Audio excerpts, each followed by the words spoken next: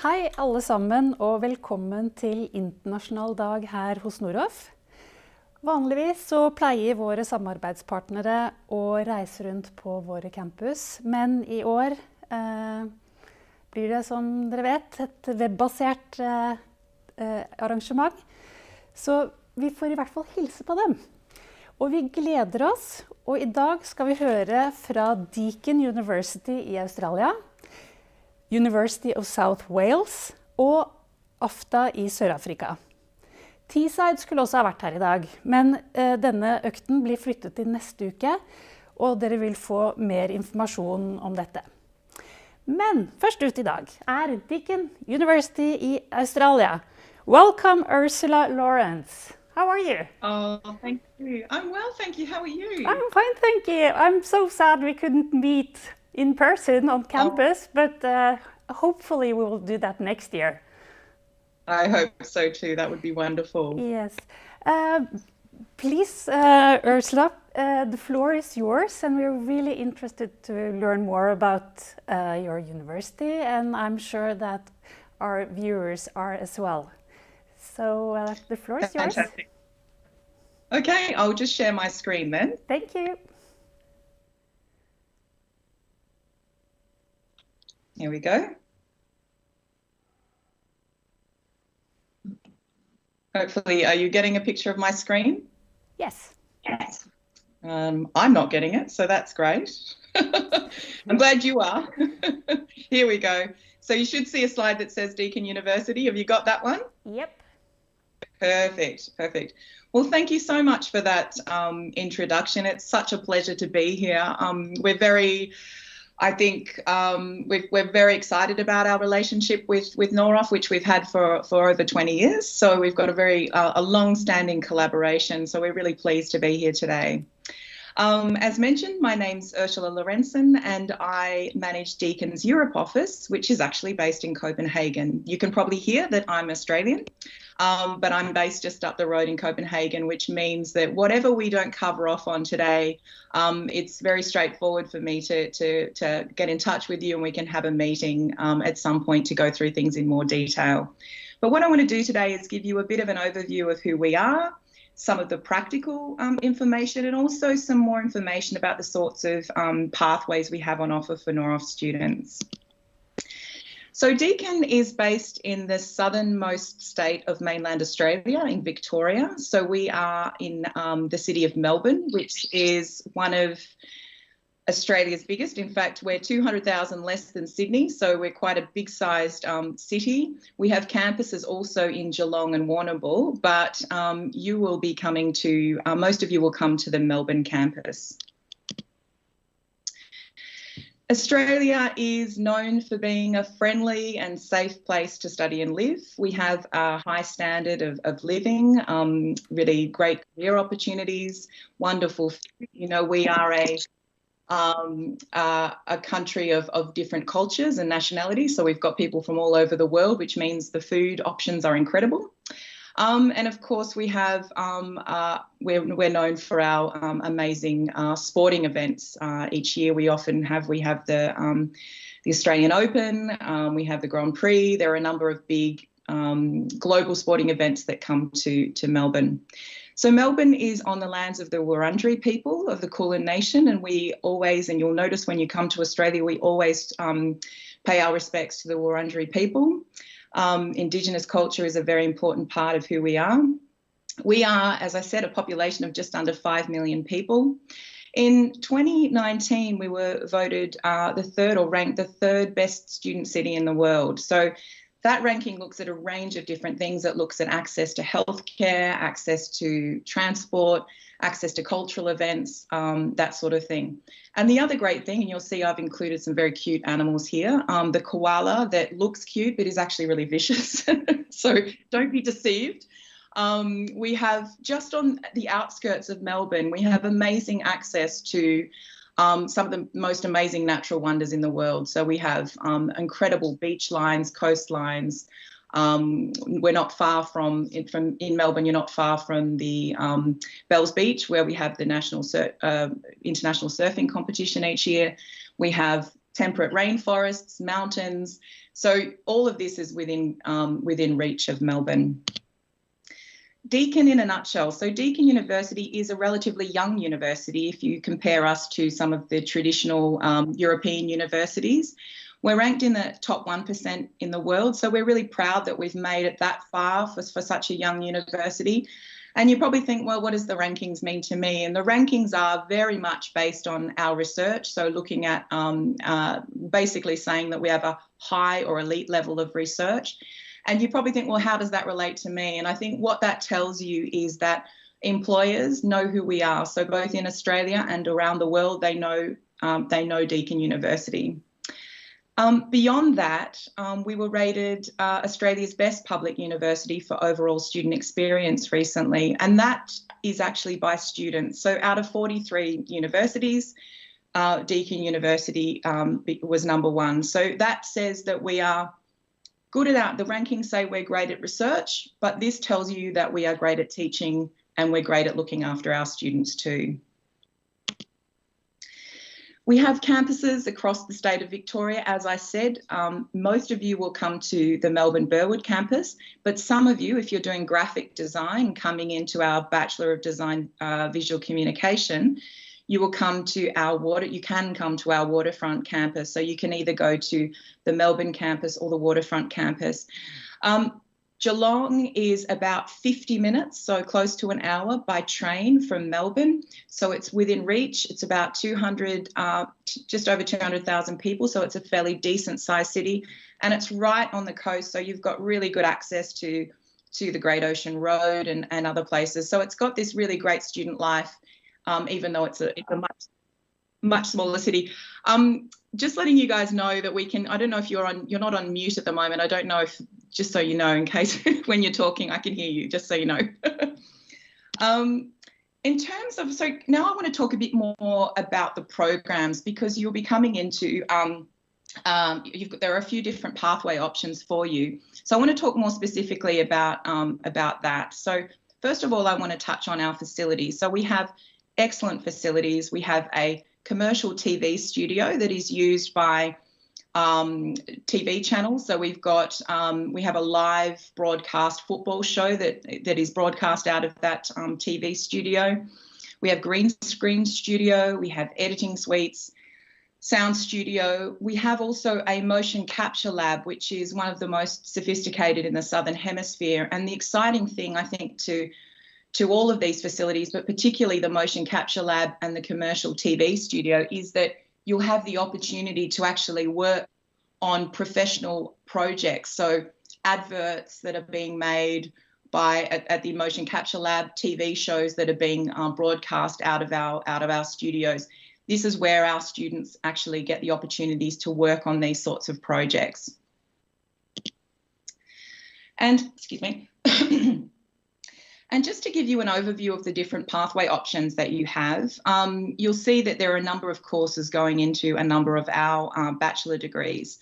So I'll talk very briefly about each of those areas, but I think, because of the time, we won't be able to go into a whole heap of detail. So as I said before, we can absolutely follow up with a phone call or connecting by email if necessary. So if you're coming from the Diploma of Film or 3D Film and 3D Design Animation, you actually can come into the 3rd year of our Bachelor of Film, TV and Animation. And with that, you can only start in March. So as opposed to some of the other programs that we run, this is the only one that has the March start. And I'll explain why in a moment. As you can see here, you have, and I should say here, there may be some slight changes to this curriculum because that can happen from year to year. But generally, there'll be some courses that will remain the same. For instance, and I think this is probably the highlight of for many students, is Major Screen Project A and Major Screen Project B. And each of those, so the first part of that is where you are basically preparing a script. You have to pitch your script. You have to think about, actors that you're going to use. You have to think about the production techniques and all of that sort of thing. At the end of that trimester, five or six projects are selected to go forward with for the final trimester, and then you'll work on groups on those selected screen projects or film projects. And at the end of that, we have a screening at one of our big cinemas, Art Deco cinemas in East Melbourne. And we invite industry in, and we invite, the community and the university and all sorts of people in for that. So that's I think that's probably one of the highlights for a lot of the Noroff students who've come before. You will get some options within the program. As you can see, there are these selective core options, which means you can kind of take it in the direction that you want to go in. And if you're more interested in television production, or if you're more interested in acting and directing, then you can kind of shape it the way you want to shape it. So there is some flexibility. I wanted to just give you a very quick view of, and I'm not sure it's the best place to play it. Let me know if it doesn't work. Can you hear that okay? Great. These are just examples of student projects.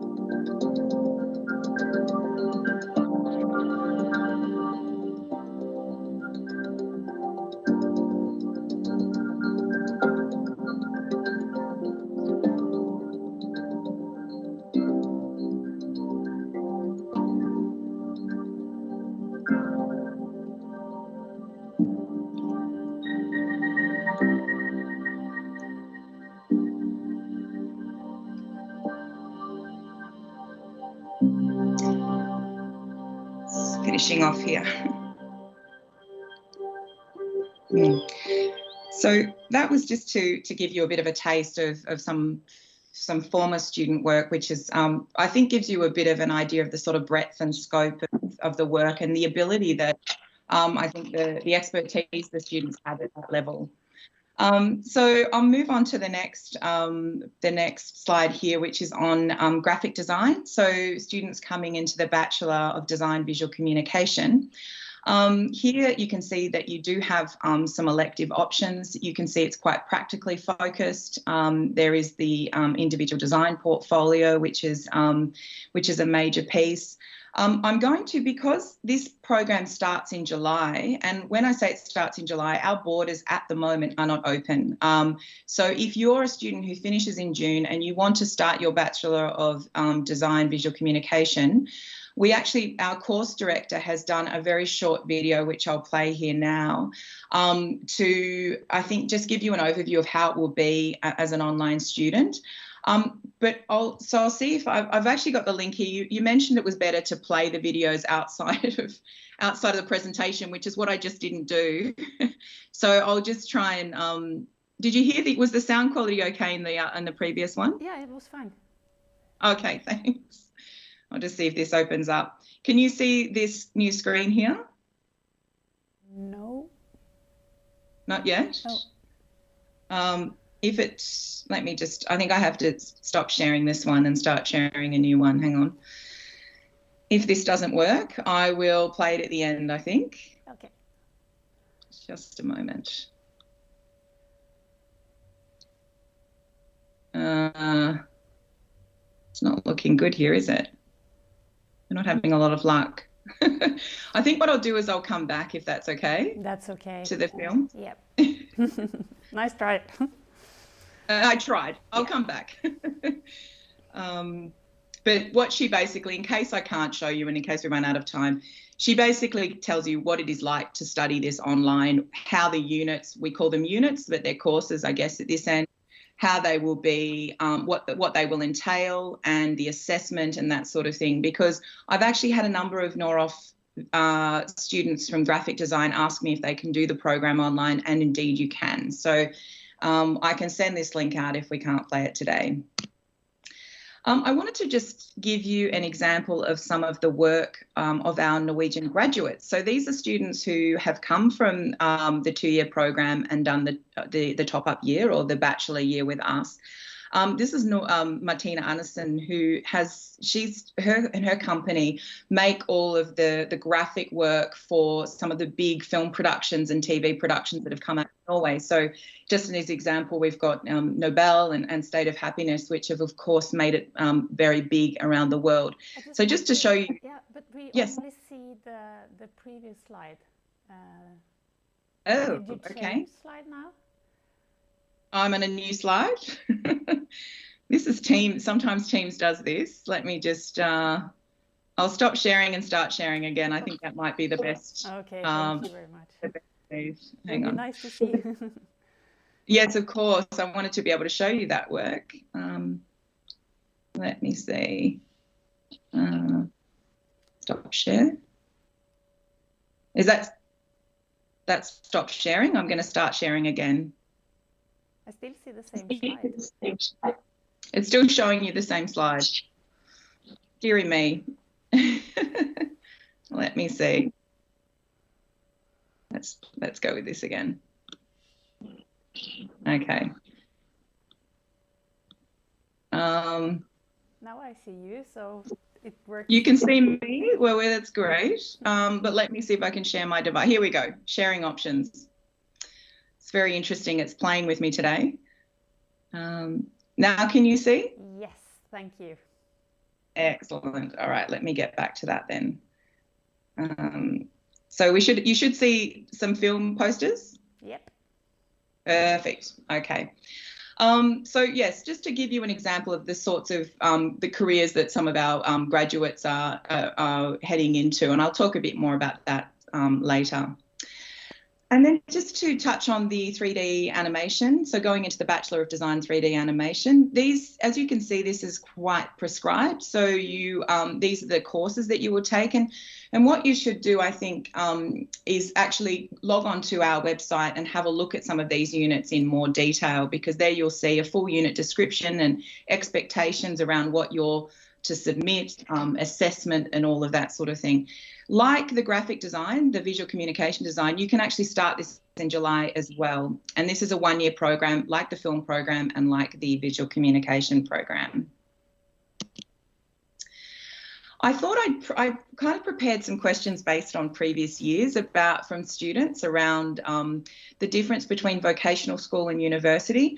And I thought I'd sort of talk a little bit about that. But first of all, just to say, I think one of the concerns from students a while back, or has been probably a couple of years ago, I had this question anyway, was, is there going to be a heap of theory? And of course, there will be some element of theory because it's a bachelor degree. But what you'll notice from the courses or the units that I showed you before is that they're quite practically orientated. So it's not going to be that you're going to be sitting in libraries or reading and writing. You'll actually be doing stuff. Deakin has a very strong emphasis on hands-on learning. So I think that you'll feel that there isn't this dramatic shift in terms of having to get to another level of around theory in your studies. The other thing to say there is that we have this wonderful academic support team who are basically there to help with all sorts of questions around assignments, how to write an essay, grammar, how you reference things, that sort of thing. But certainly as a bachelor degree, you have to dig a little deeper. You have to analyse and reflect on what you're doing. And of course, you know, as you've probably come to learn, that a lot of employers actually request a bachelor degree as well. In terms of study load, students spend around 12 contact hours per week at the university. So that will be doing lectures, and we have lectures and tutorials in groups. And then beyond that, there will be independent or group study work. We'll be doing a lot of work with either you know, by yourself or with your classmates. So there's another 7 hours on top of that. And that's quite a manageable load, especially if you are looking to take on, say, a job while you're in Australia. And as I said before, just to prepare yourself for what the subjects entail, you can go online and actually look at these units, see what's expected of you in the way of assessment and so on. I've just given you an example here just to show you what these unit descriptions look like. Here's some images from our beautiful Melbourne campus. So our Melbourne campus is about 25 minutes out of the centre of Melbourne, and it's very leafy, and it's there's lots of amazing flora and fauna, so beautiful flowers and trees and birds and so on. And it's kind of in itself, it's quite a it's like a little city in itself. So you've got cafes and a bank, and you've got all the things that you kind of need access to when you're on campus all day. So you don't need to go off campus to find things. And in terms of accommodation, I won't go into too much detail, but just to say that on-campus accommodation is really quite popular with students because they are, you know, a few minutes walk from the class. There is 24/7 support staff on hand, so it's very safe. You know, you will have this sort of immediate network of friends on campus, which makes life very much easier especially if you're coming for a short period of time, like a year. It's also a little bit more expensive because it is including electricity and internet and so on. So it's a great option for those who are coming for, I think, a trimester or a year, who want to sort of just get right into the action of university life.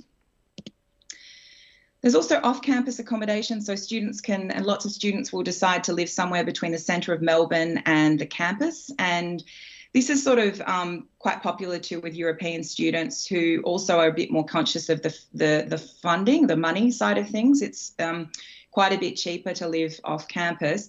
But what I can say is with that is you don't, unlike coming to Copenhagen or even Oslo, where accommodation can be really difficult, Melbourne, there is a lot of accommodation options. So you can come to Melbourne, spend a month in temporary accommodation and figure out where you kind of want to be, and also meet other students who might want to share accommodation with you and so on. So that's something that I would recommend. But we have a housing office who help with both on-campus and off-campus accommodation.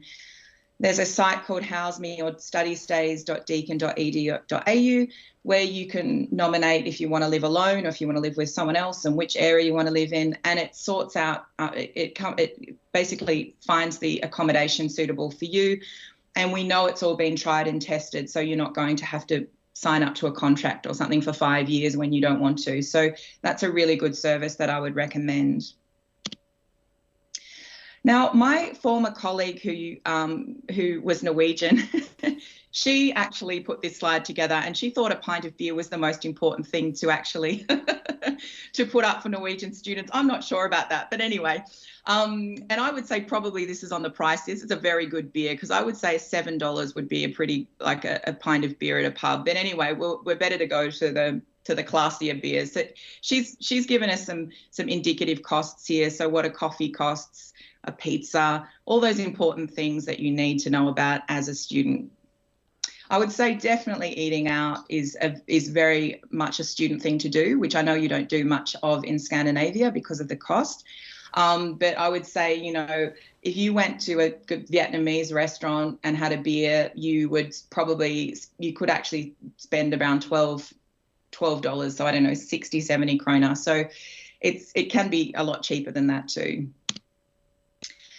Now, this is looking a little bit at the cost of the program, so the tuition fee, but it's also talking a little bit about Lånekassen. And I don't want to go too much into detail on Lånekassen because I think really it's important for you to connect directly with them about this. But I know that there are schemes in place to help fund your time abroad, your tuition fees and living costs. So I'm not going to talk about that too much in case things change and so on. But I will say that, as I said before, that on a student visa, you can actually work for 20 hours a week. So that's something that a lot of students choose to do. Deakin has a whole department dedicated, it's called Deakin Talent, dedicated to helping students find work. So from the beginning, I would say make contact with those people and get them to help you make those connections and help you pitch yourself and your CV in the best way possible.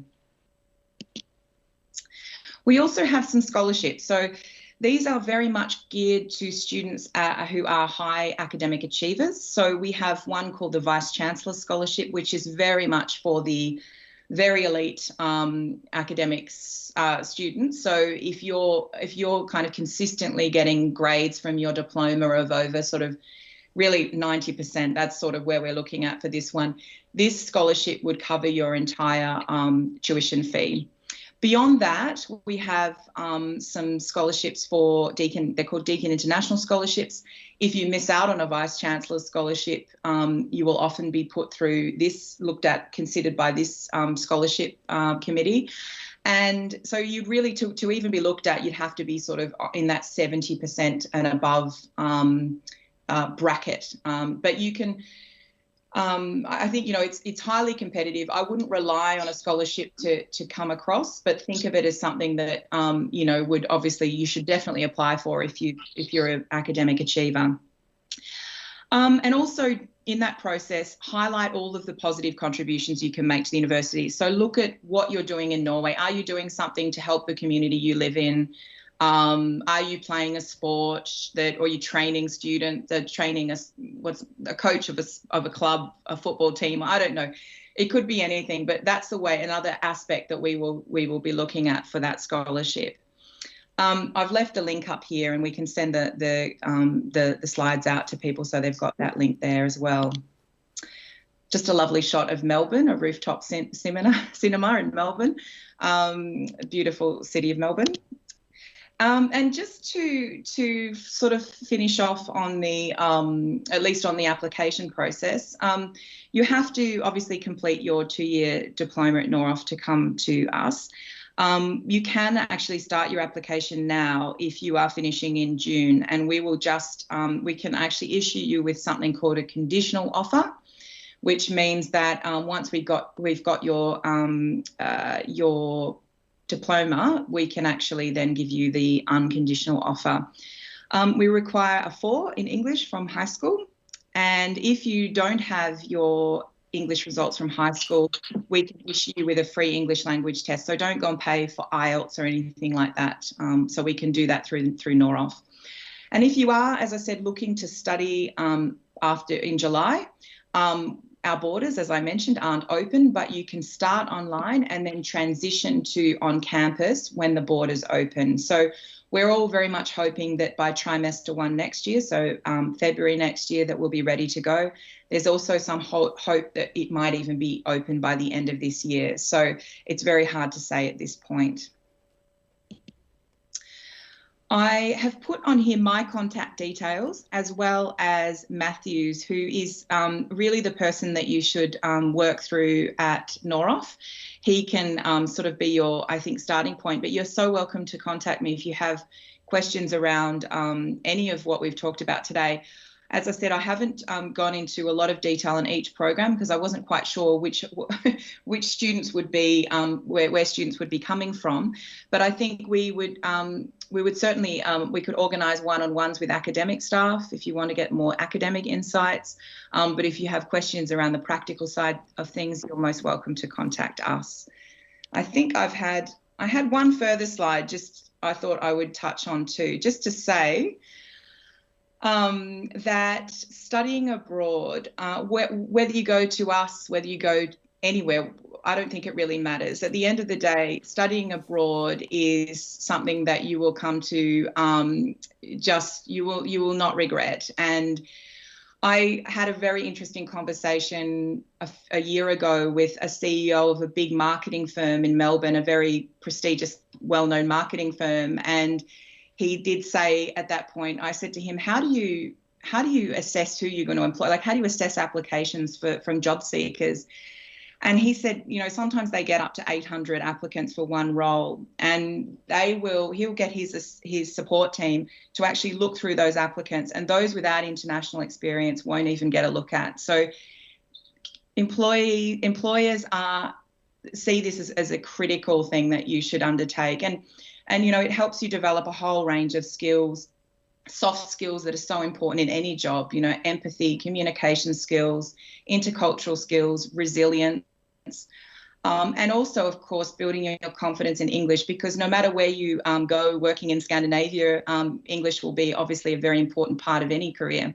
And of course, new friends and expanded networks. So I'll finish off there. I think also just to say, wherever you do go as well, make sure you have a work experience while you're there too. That is another thing that is critical for employers.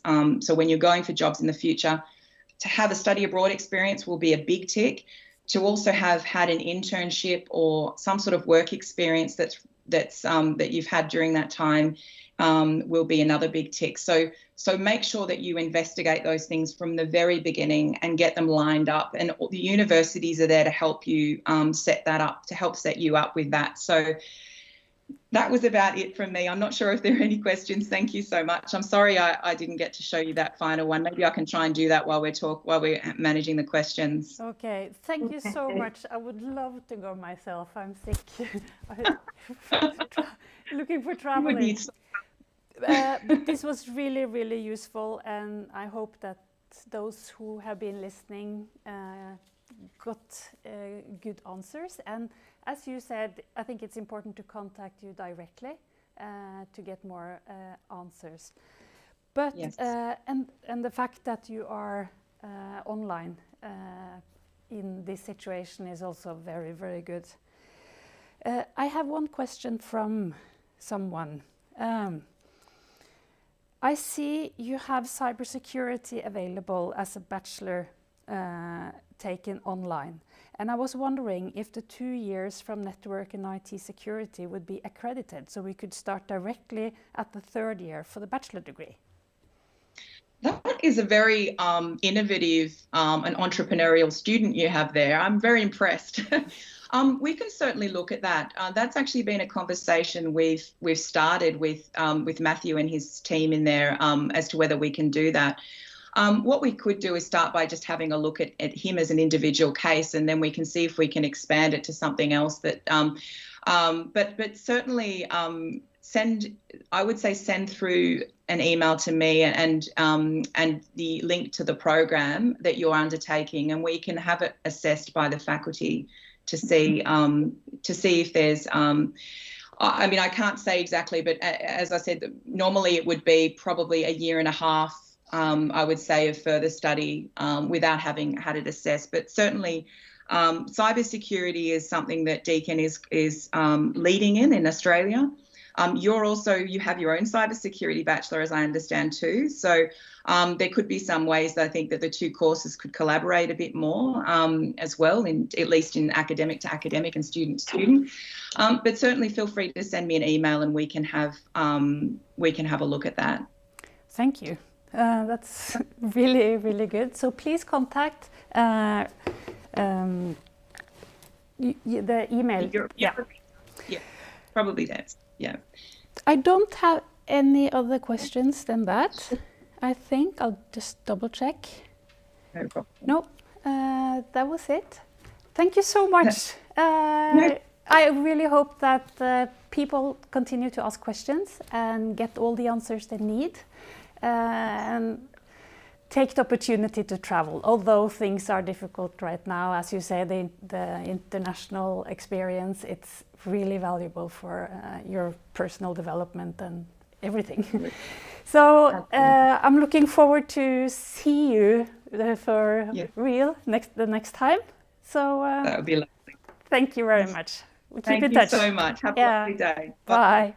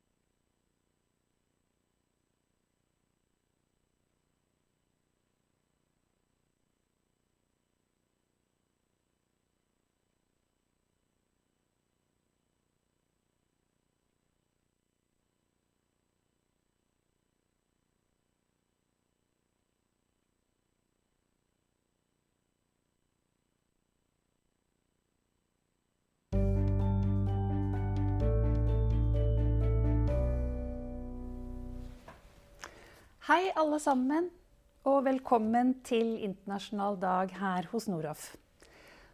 Vanligvis så reiser våre samarbeidspartnere rundt omkring og på alle våre campuser. Men i år så blir det et webinar av naturlige årsaker.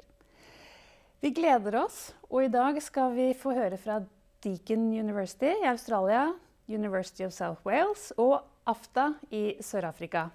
Teesside University skulle også ha vært her i dag, men den blir flyttet til neste uke, og det vil dere få mer informasjon om. Men nå skal vi høre fra AFDA i Sør-Afrika. Welcome Amanda and Noreen. Nice to meet you again. Nice to meet you too. Thank you. Hi, Beata. Hello. Thank Hello. The best would have been, of course, that you were all here, but unfortunately not.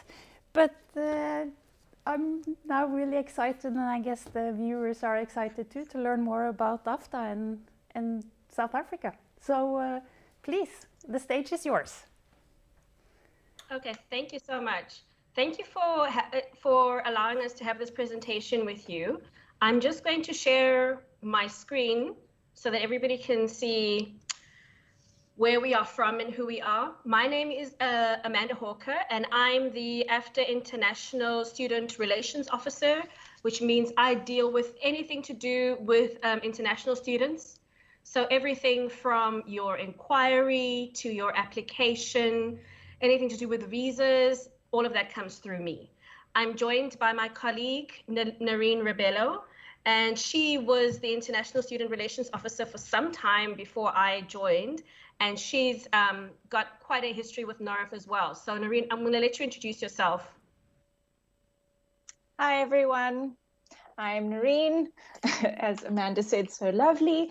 I definitely am very sad that we couldn't have traveled all the way to Norway this year, because that was always the highlight of my trip, was heading to see the snow and eat all your amazing chocolates. So I definitely do miss my trips up to Norway that I used to have every single year. So yeah, this is sad to be doing it online, but it is still lovely to have the connection between AFDA and Noroff and South Africa and Norway. So it's still great. So yeah, I'm here for any questions as it goes along, but Amanda will be doing the presentation. Thank you. Thank you, Noreen. Okay, so because we don't have a lot of time, I'm going to get right into it. I'm hoping everybody can see the presentation that I've got up. If not, there is a copy in the folder that I sent to your university, so you're welcome to go in there and have a look at it and download whatever you need to download. So AFDA is a film and performance university with a business wing and a creative writing wing as well. And we are very proud of the name, the School for the Creative Economy. We have 4 campuses, and at the moment we have 6 degrees, 1 postgraduate diploma, and 3 higher certificates that we offer. We are fully accredited, which means that an AFDA qualification, once you've completed your qualification, is accredited with the South African Qualifications Authority, which is the governing body that governs all universities in South Africa. And it also means that your AFDA qualification can be converted to an international credit if you want to pursue postgraduate or anything else in another country. Our campuses are in Johannesburg, Cape Town, Durban, and Port Elizabeth. The majority, I think all Noroff students will come to the Cape Town campus, which is where Noreen and I are based. And don't tell anybody else at AFDA this, but we think this Cape Town campus is the best campus, but if you guys say that, we're going to deny it. So we're just letting you know. We are also a member of Select, which is an international body of film institutions and film making organizations from 65 countries on 6 continents, with 9,000 teachers, staffed at annual trade, over 55 students. We have a vast realm of experience at AFDA, a vast realm of skill and qualifications at AFDA as well, from our lecturers and even our alumni. school or life at AFDA is all about collaboration. So collaboration is the AFDA ethos. Everything is done as much as we can in teams. From the beginning, when you arrive, you'll be put into groups, which will be your crew groups, which will be the crew that you'll be working with for the duration of the 6 months of your first semester on campus at AFDA. AFDA is focused on outcomes-based education. And when I say outcomes-based, I mean that we have theory, but the majority of our work is practical-based. While you're at AFDA, you'll be involved in creating films from the beginning. Each semester, you'll have one film project that you will do. It's all about applied learning and being able to take what you have learned at AFDA and apply it into the film industry from the jump. So from when you start your first film industry job, or if you want to establish your own company, we are there to provide you with the tools that will allow you to become a success in whatever your chosen discipline is. We also allow access for you, because you've already completed up to second year. You will have what we call RPL, or recognition of prior learning, which means that you will apply to be allowed into the last half of second year, and then obviously the following year you'll go into third year, and we will have a look at what your qualifications are from your previous terms of study, and then apply that for you with your application. AFDA is the only African film school to have won a Student Academy Award in 2006 for the film Elalini, which was directed by Tristan Holmes, who is an honors student. AFDA has, like I said, a vast alumni, and they're all very, very active in the film industry. They've won awards from South African Film and Television Awards to South African Music Awards. They've been involved in film festivals all over the country, in South Africa, across the continent, and the globe. I glossed over application process and RPL because we're going to go back to it a little bit later in the presentation. For now, I'm just going to move on a little bit just to tell you a little bit more about our achievements. So our achievements over the years, AFDA alumni and has feature films that have been selected for Academy Awards, as I said, SAFTAs, Luria Awards, which are the South African Advertising Industries Awards for Excellence. We've had over 190 feature films. AFDA students have won at Cannes. We've won basically just everywhere. We're very, very active in the industry, as I said. And you can be guaranteed that when you join AFDA, you'll be part of an award-winning institution. So for you as Noroff students, this whole page doesn't apply. The only thing that will apply would be Film and TV School, which would be the Bachelor of Arts in Motion Picture Medium. This is a 3-year degree full-time, so your study will be full-time. We don't have part-time study at AFDA unless you're doing a Master of Arts, which is done 2 years part-time. But if you're doing undergrad, which is what you will be doing, then it will be part of the Film and TV School, and it will be Bachelor of Arts Motion Picture Medium, which will be a full-time qualification. Noreen, do you want to go into a little bit about the Bachelor of Arts Film Production, or do you want us to leave it for when we have consultations with the students one-on-one? I can add a little bit. So okay. I'm sure most of you do know already the agreement that happens with AFDA, that you come in halfway in the second semester of the second year. So you do a year and a half at AFDA. So just to reiterate that you are within the Film and TV School that Amanda pointed out, and you'll do the 1 semester in second year with 2 subjects, and then in the third year you go down to your 1 subject from the 2. But we can touch more on that a little bit later. But while you're looking at the screen, just so that it explains it and it makes a little bit more sense to you, but we can continue. Okay, and just to explain why we ask you to come in the second semester of the second year, we know that you've already completed your second year, but because our second year, especially with the Bachelor of Arts, because it's a degree, there's a lot more in-depth coverage of the subjects that you'll be doing, especially in terms of production and directing. So it'll provide you with experience that you'll definitely need for when you are doing your third year. It'll also give you experience on things that you would not necessarily encounter in Norway. For example, in South Africa, and I think over most of the continent. There's certain areas where you have to apply for a permit to shoot in that area. You can't just shoot a movie anywhere. If you have to film something, you also need to apply to various government institutions before you can even get the go-ahead. So these are the types of skills that you would learn at AFDA, that you would possibly not get at an institution in Norway, which is why it would be a benefit of you to come in the second year rather than straight into third year. In terms of the careers the career paths that you can choose after having obtained your degree, you can do everything from directing to producing. You can become a content creator, which is something that's really big right now, especially as everybody's still locked down. You know, the ability to be able to create your own content and put that out on the internet is invaluable. It will be something that you can take with you wherever you go in your life. Production management, production coordination, broadcast design. Performance wouldn't be anything that you would be doing, but you would be involved with performers as part of your AFDA qualification, because our students in the performance school also take part in the projects that our students in the film school are creating. So you do have a lot of interactive collaboration. You do have a lot of cross-pollination of ideas as well. So you will get to learn a little bit about everything to do with the industry, which once again sets you up for success. Okay, this is just because we try to shout out a lot of our previous alumni. So this is just a little bit of some of the movies we've been involved with.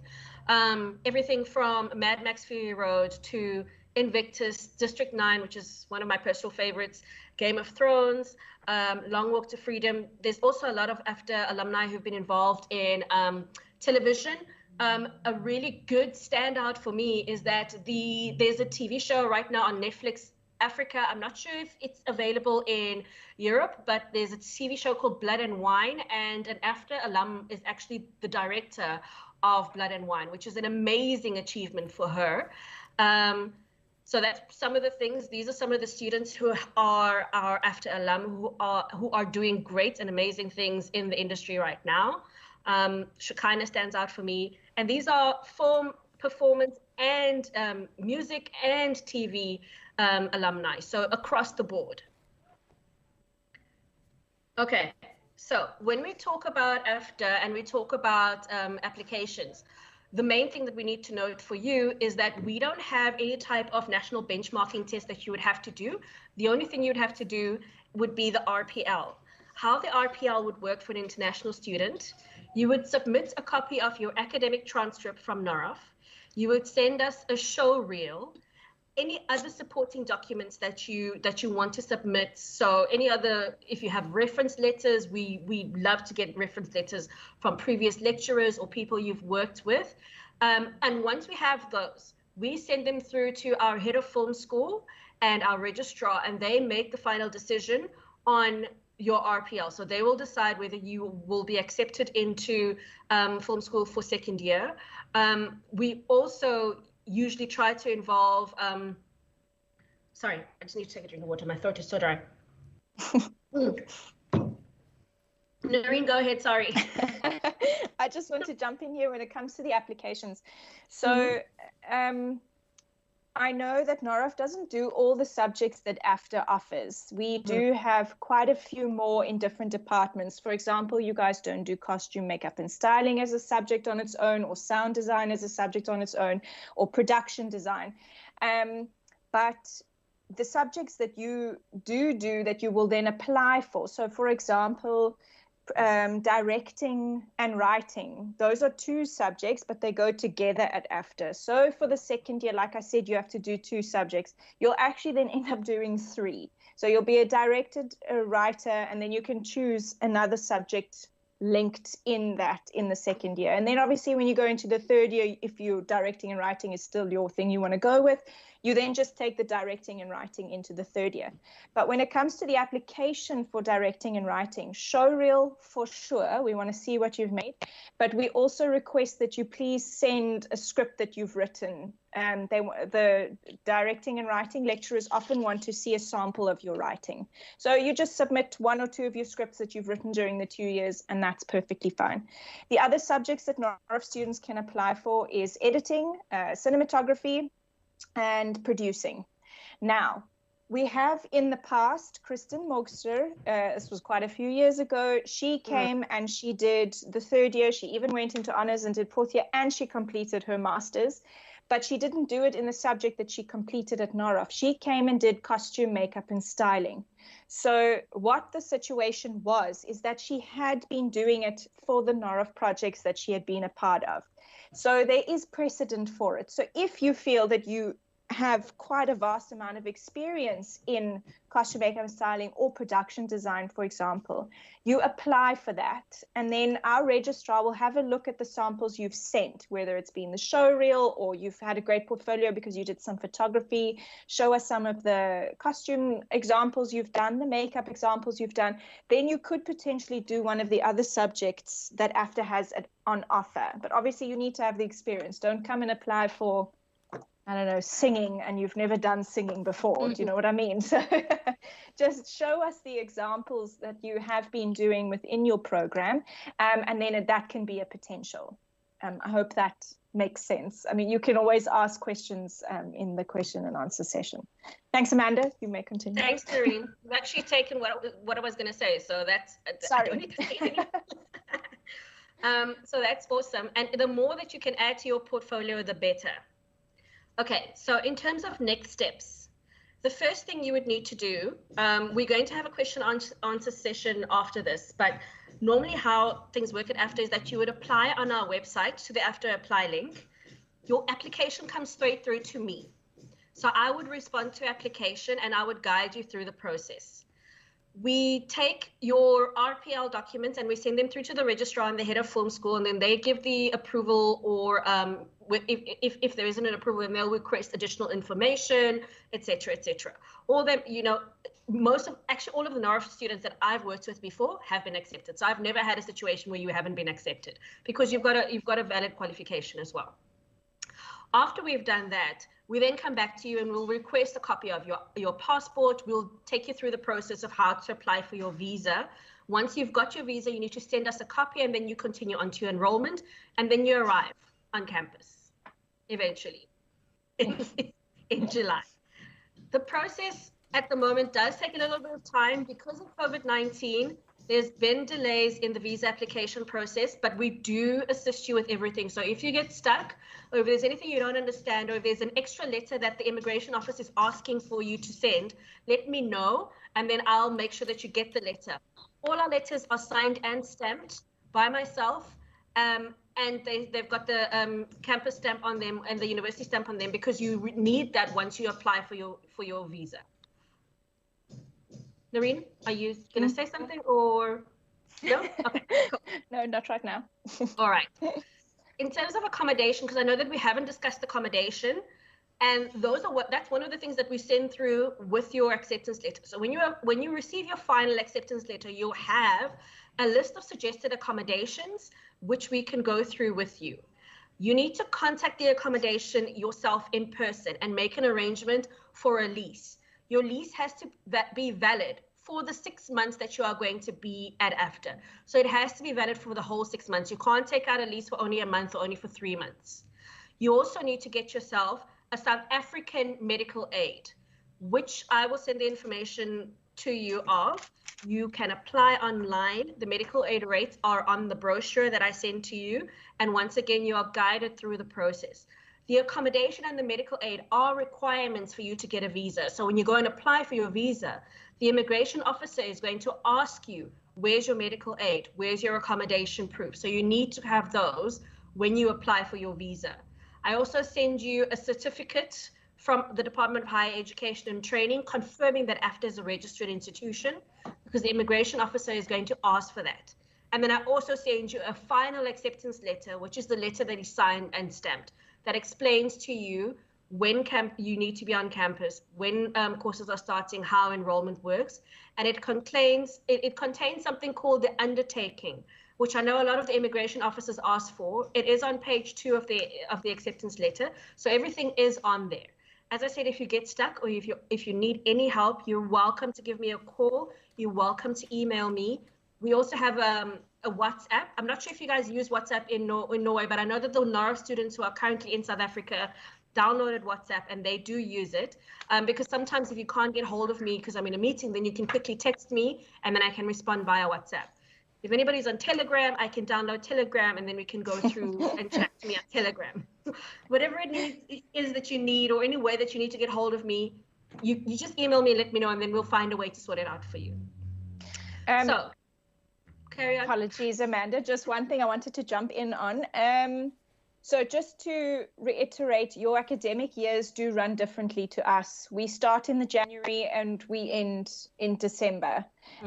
So when we say that you're joining for the second half of the semester of the second year, you need to be in South Africa usually by the end of June to be able to join the next semester. So just keep that in mind, that our semesters are a little bit later. And then, what was the other thing? Amanda, are you going to cover the whole COVID thing of how campus is running, or would you like me to start that now? I was actually about to, I can share the screen, but I can also, if you want to go, I can stop sharing, because you've been on campus more often than I have. So I'm happy for you to go. Okay. So I've stopped sharing the screen. Great. So I know it's been a bit of a panic, and I know you guys are in a harder lockdown at the moment and in quarantines and things, and you're not doing much on your campus. But South Africa is actually doing really well with our COVID cases at the moment. So the government has allowed education to open up a little bit more. It seems, according to the AI predictions in South Africa, we might not go through a third wave. So all our numbers are very low. We still have some restrictions. We have to wear masks outside and in classrooms and everything, but it has been reduced a little bit. So how it's currently been working is we have hybrid classes. So it's 1 week on campus and 1 week online. So why we had to do that is according to the government, we only allowed 66% of our student and staff body on campus at one time. So after Cape Town isn't very huge, I think our student population is about 650 students between all the programs. So it's not very big. But that's how we've done it then, to split everybody up. So you'll do the 1 week online and the 1 week on campus. There is strict rules. When you arrive, you have to sanitize. You're not allowed to take your mask off. And the classrooms are very spread. You're not very close to each other. And there's good ventilation. We've done the whole thing. There's sanitizer everywhere. It's a whole thing. After every class is done, the sanitizing bombs go off. It's those fogger things. I don't know what you'd call it in Norway, but it's a can that goes into the room and it sanitizes the space that the students have been in. So when the next class comes in the next day or later in the afternoon, it has been sanitized. So, you're stepping into a clean environment. So that's how it's currently been. When we were at the peak of COVID in the country, we were completely online. So no one was on campus. And obviously, if we do go into another heavy lockdown, that will then be adapted. But as it currently stands, we're 1 week on, 1 week off. We do have an extensive tracking system in South Africa. If someone is positive, then you have to go through a whole tracking of who you've been in contact with. The government will then contact those people. It's a whole thing. It's enormous. But I must say, and my brother has been traveling extensively, and from what you hear from other students in other countries, South Africa has actually been doing very well with the processes. So that's not something that you need to really worry about currently. We're hoping we're not going to go into a third wave. Our vaccinations are kicking off, so it seems to be good. And by the time you guys will arrive in this year in July, that's when we step into winter. So hopefully we will have either passed everything and it will be so great and bright and dandy and no COVID problems, but I don't foresee that happening. So we'll keep the restrictions as we currently have it. But AFDA is adapting, and as the rules change, we will change with the government's rules. And then, Amanda and I are both South Africans. We've been living here our entire lives. And I know that's often a question from people coming from first world countries, the crime, is it safe to live here? All those kinds of things. Obviously, everybody gets affected by crime no matter where you are. But, you do hear the horror stories, but it's not every day. And AFDA is a safe, secure building. We hardly ever have problems there. No cars get broken into, nobody gets attacked or anything. And the accommodation that we have on our list, it's close to campus, but it's secure accommodation. We obviously we give you an orientation to international students. Always when they arrive, we have discussions to say, for safety reasons, follow these, don't walk around at night by yourself. It's a basic thing you should follow anywhere in the world, I think. Don't walk around by yourself at night. Amanda, go for it. Oh, what I was going to add is that we also check the accommodation ourselves. So every year we do site inspections to make sure that the accommodation is still up to the level that we expect from the accommodation for AFDA students. So we would never send you information on an accommodation that is not of the correct standard. But we also do urge you to make sure that you ask the student, the accommodation, if they have something called, an incident reporting process. Do they have risk assessments that they do? What are their fire safety laws? Where is their fire collection point? Those are all things that if somebody is on board and legitimate, they would know, and they would be able to answer those questions, or they'd be able to send you something fairly quickly. The minute they start, waffling or not being sure, then maybe you shouldn't, go with them, and then let us know, because that's also something that we keep an eye on, so that we can also be aware of that. I wanted to just chat to you about Cape Town, the location where you're going to be in. It's one of South Africa's most beautiful cities. It's one of the world's most beautiful cities. As Noreen said, the area that you're in, all the accommodation we have is close to campus. The area where campus is a very bohemian, artsy type of area. So you'll find that there's a lot of, yes, very, very hipster. You'll find there's a lot of coffee shops. There's a lot of restaurants, yoga studios. It's got a very young, vibrant atmosphere. Street art. Yeah. Graffiti tours you can do there. You'll also find that it's a very, very multicultural and multiracial society. So the one thing about Cape Town in general is that you're going to find people from all walks of life here. You're going to find Africans from South Africa. You're going to find Africans from outside South Africa. So, for example, from Zimbabwe, from Kenya, from Tanzania, from Uganda. You're going to find Europeans from Germany. We've got a huge German population in Cape Town. We've got a huge Dutch population in Cape Town. So it really is a cosmopolitan city.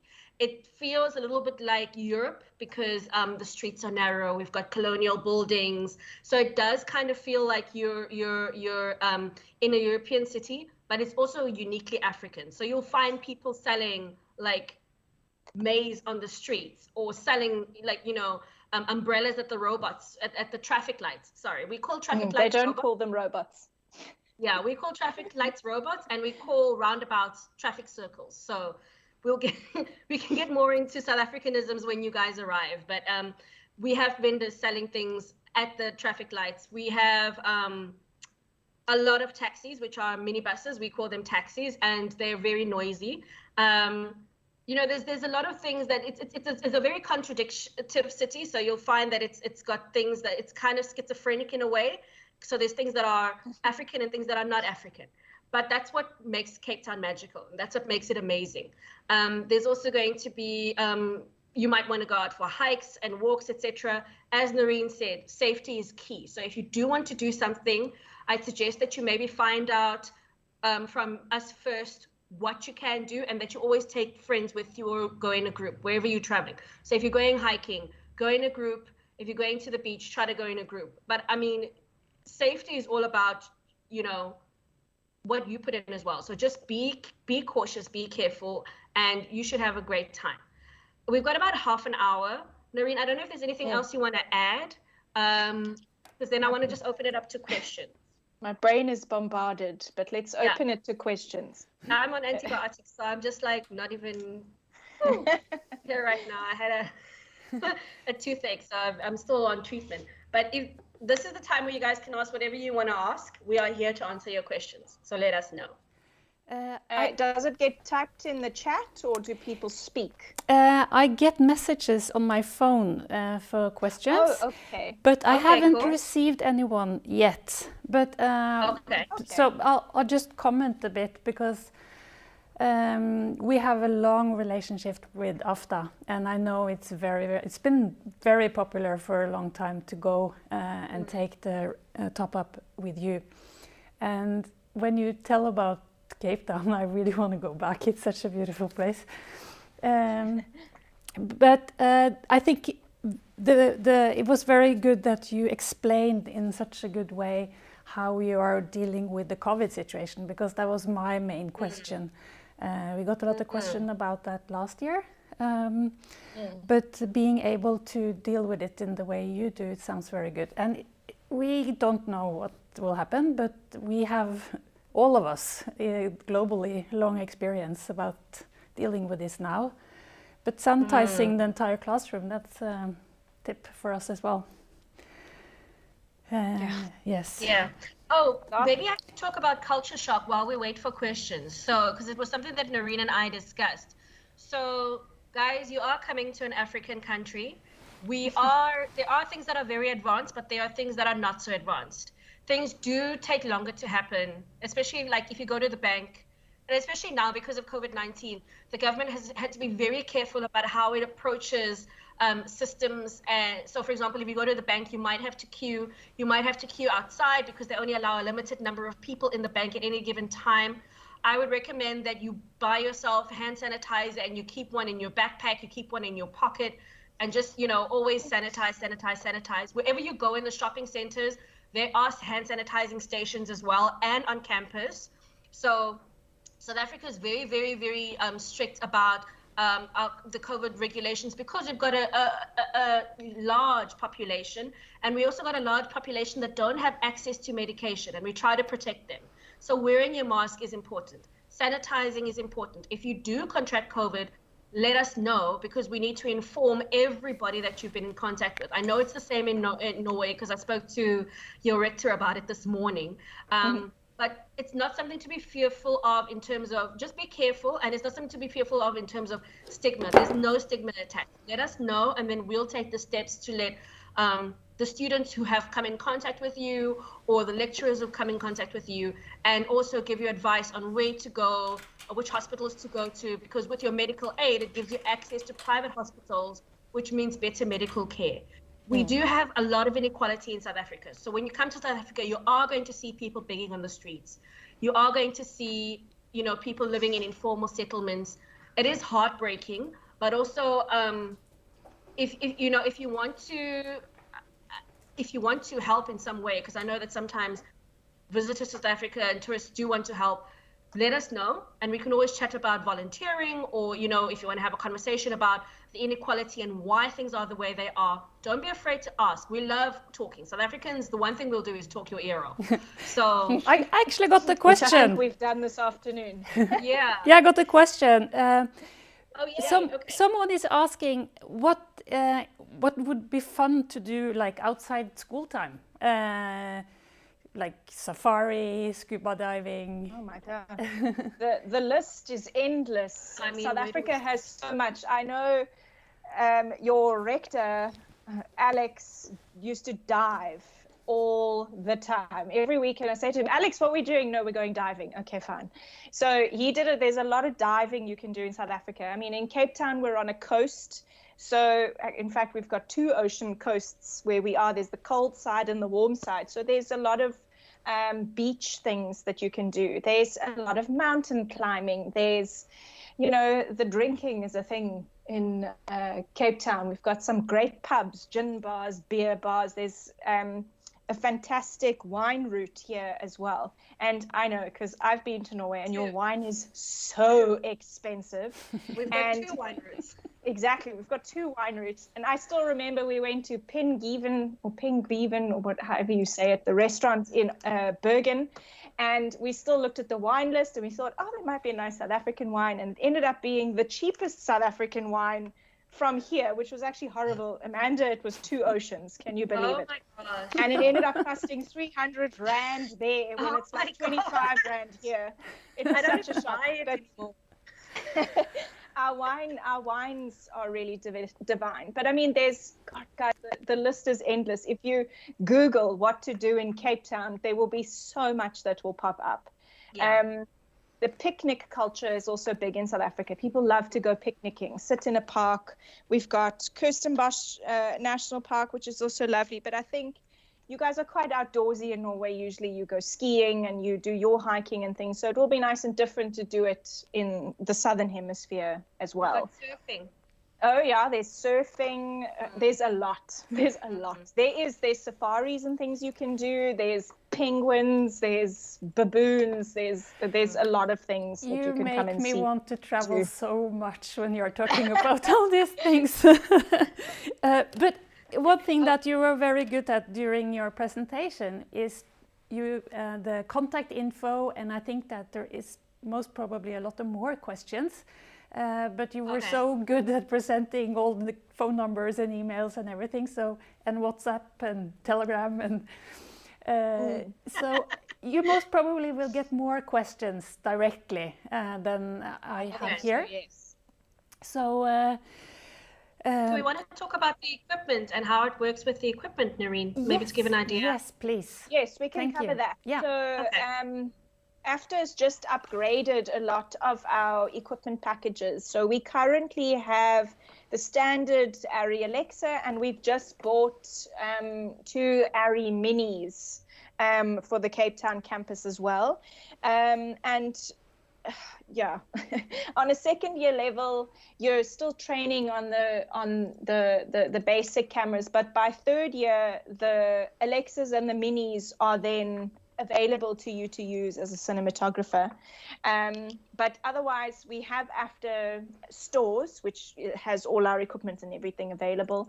The other thing that we didn't cover nicely was what the facilities are on AFDA Cape Town. We've got, how many have we got now? We've got 2 building studios to shoot in. We've got a television studio, which has the roof rigs with lights and multicam set up with a control room. So that is available to film students if they do need it. We've got editing labs, we've got visual effects labs, we've got sound recording studios. I mean, it's been nicely upgraded. So we're also a fully Mac campus for all the computers that you work on for doing projects and things. So yeah, I think we're on a good standard when it comes to equipment and facilities on the Cape Town campus. So you definitely won't be lacking in that. That's excellent. We do have a bit of a Wi-Fi issue, but but I got some new questions. Yay. How many Norwegian students have been to AFDA the last few years? We usually get about 4 or 5 a year, but I think 2014 was our biggest year. We had 15 students. Wow. I think it was 2014 or 2015. We had 15. It was crazy. It was such a busy year. Everywhere you turned on campus, you'd hear them speaking Norwegian. And then this is a second one. We heard some rumors about the food culture in Cape Town and something called a braai. What's that? Oh my gosh. Amanda, we forgot about a braai. Food is a big thing in South Africa. South Africans always surround their entertainment with food constantly. Yeah. That's all we do is eat. So a braai, in Norway, I think you call it a barbecue. So a braai is a fire made with wood. Please don't say to a South African, you're going to make a fire with gas. South African will shout at you and say, excuse me, take your gas braai and just please leave. It is made with wood, and you make a nice fire, and you have a grid, which is that metal sheeting, and your meat goes straight onto that. And we have a lovely thing called boerewors, which is a beef sausage, which is divine. So I think, and it's what we usually do is we host a braai when all our Norwegians arrive, but I think with COVID we might not be able to do that. But yeah, that's one of our things. And biltong, which is I think the Americans call it jerky, which is it's dried meat, but South Africans are very, very well known for biltong. So when I come, I always bring biltong for Alex because he will die without his biltong. Another thing is that a braai has to have meat. We don't accept burgers as braai food. Yes, so no, that's burger not patties are not braai food. Braaiing is it's sort of a national pastime. We also have Braai Day. In olden times, it was the way that families used to get together, and most food was cooked around a fire.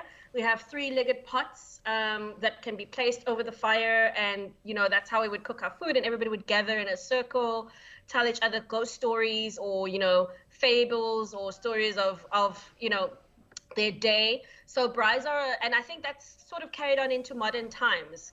They're still very, very important part of our socializing. And whenever somebody's new to an area, the first thing you do is invite them to a braai, or even if it's a new colleague at work, the first thing you do is invite them to a braai. And it doesn't matter if it's rain or shine, you will braai.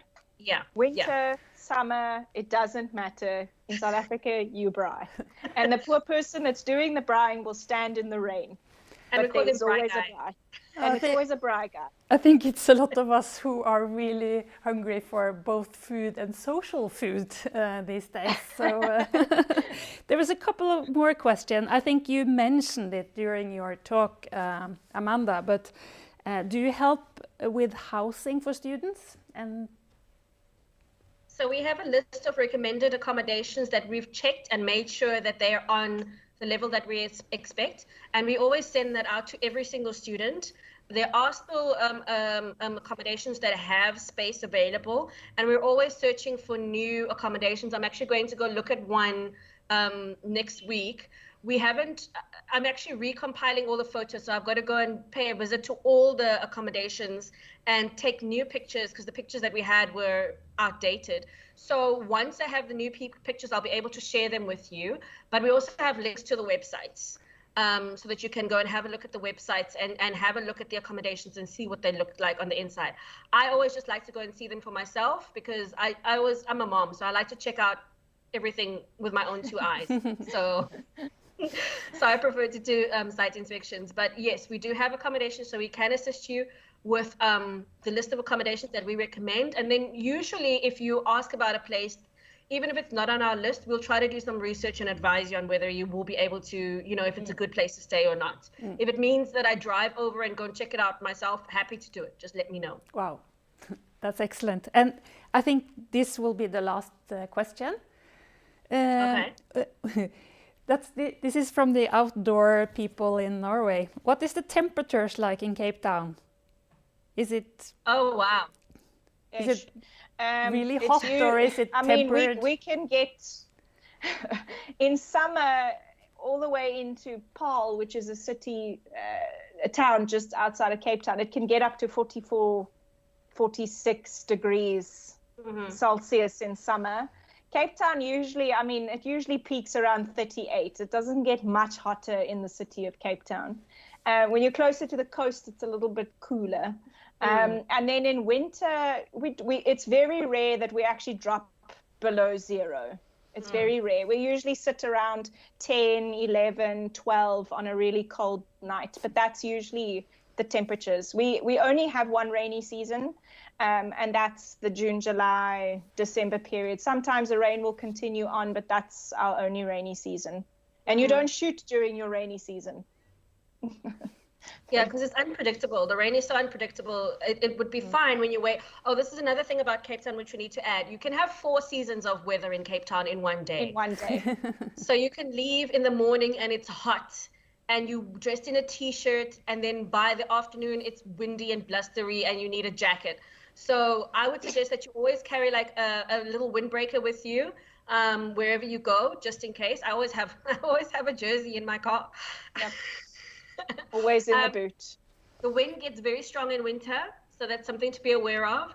But I mean, even our winters, what we call our winters, I remember when I was at my previous job, we had students from the University of Michigan who came in the dead of winter, and they were walking around with like just shirts on, and like we were wearing coats and scarves, and they were like, this is great. This is like spring for us. So I think summer will be an adjustment for you, and I think it's good that, as Noreen mentioned when Noreen and I discussed this, it's good that you're arriving in our winter because it will help you to acclimatize, because our summers can be very, very hot.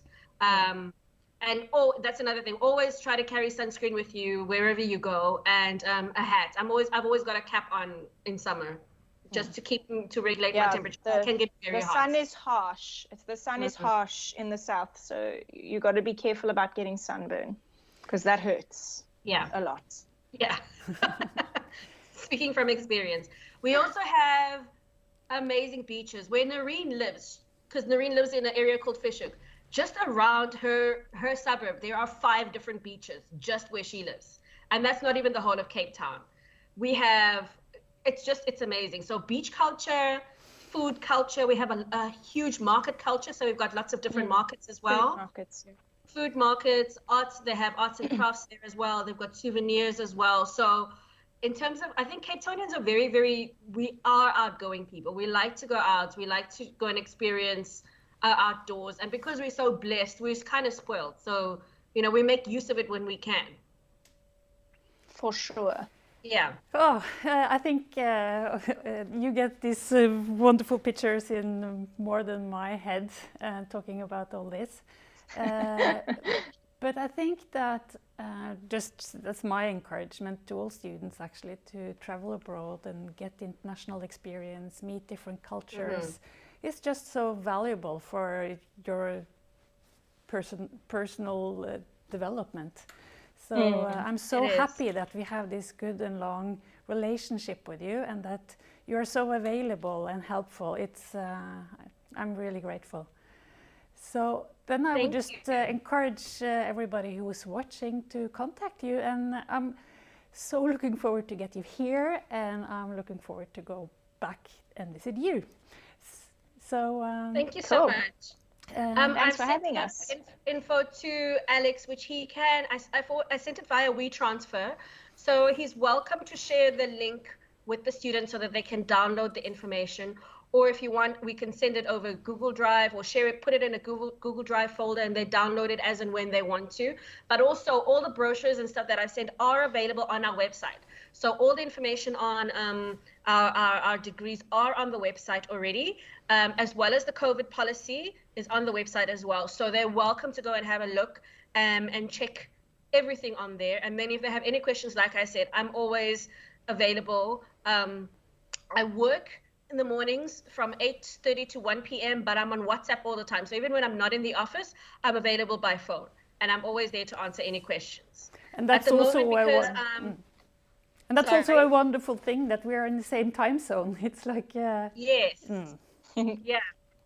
At the moment, I'm not on campus every day, but we also have our student affairs officer, Lana Lamberts, who's on campus every day. And then if for any reason we're not on campus, then if there's anything that a student has a problem with or a question with, then they would go to Lana if I'm not available.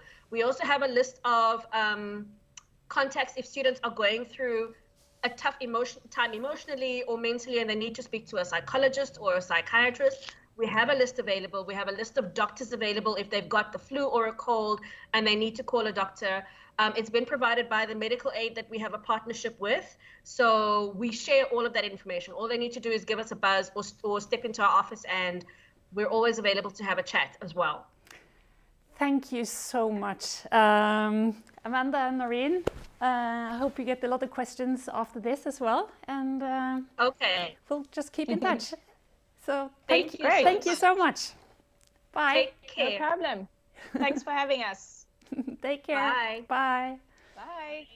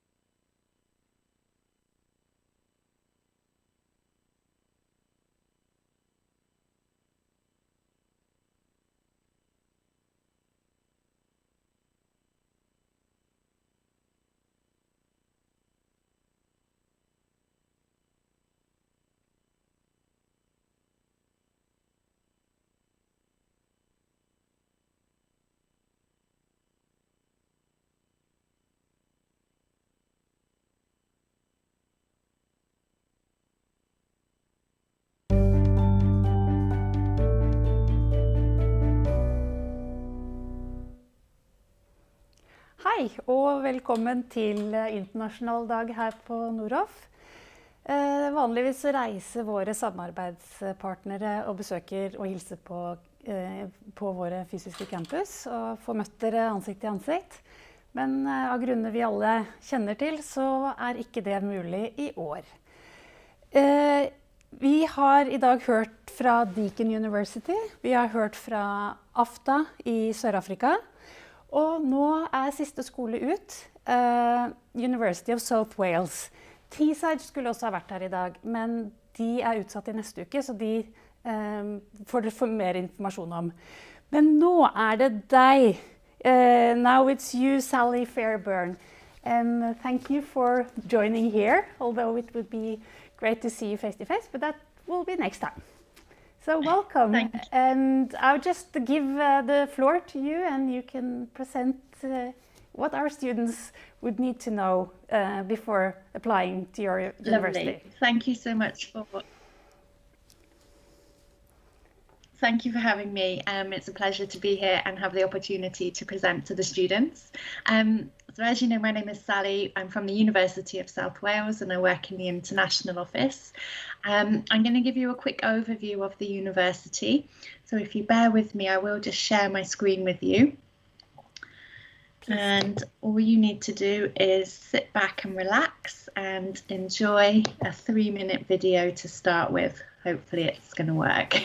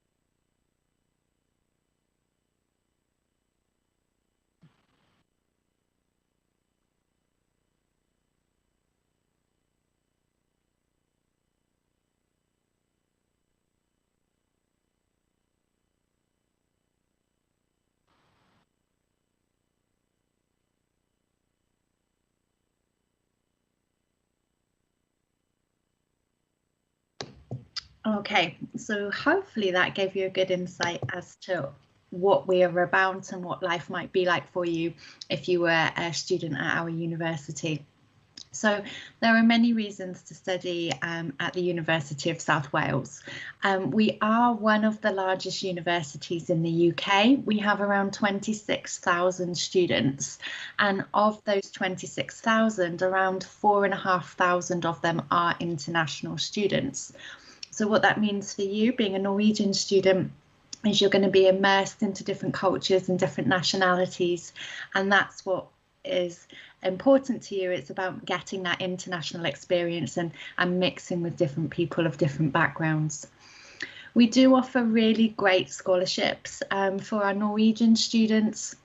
Obviously, Brexit has happened, unfortunately, and what that means for you as a Norwegian student, you do now require a visa. So what we've done as a university previously, before Brexit, you were granted a scholarship of £1,500, but we understand that your visa processing fees are very high, so we've actually increased that now to £2,500. To help cover the cost of your visa application as well. So that scholarship is awarded automatically to all self-funding Norwegian students. Even if you were to apply for the loan within Norway, you are still classed as a self-funding student, so you will still get that scholarship of £2,500. We do offer very good value for money. Our tuition fees are very competitively priced. After the scholarship has been awarded, typically you will pay around £11,000 to £12,000 for an undergraduate course per year. And when you combine that with the low cost of living that we have in the South Wales area, with the high standard of living, then it is a really great balance.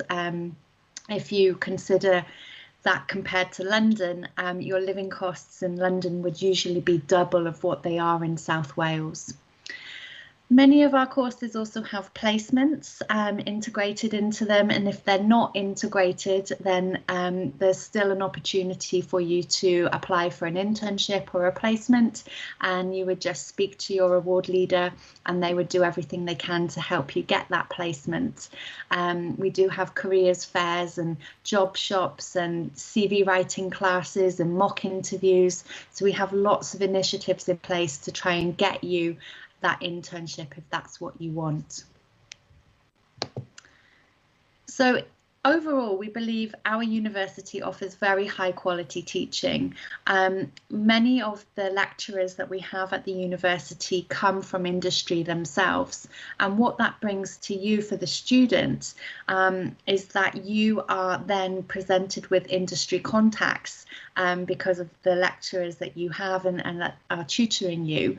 But also what that does is it means that we can inform our courses with regards to what industry wants from their graduates.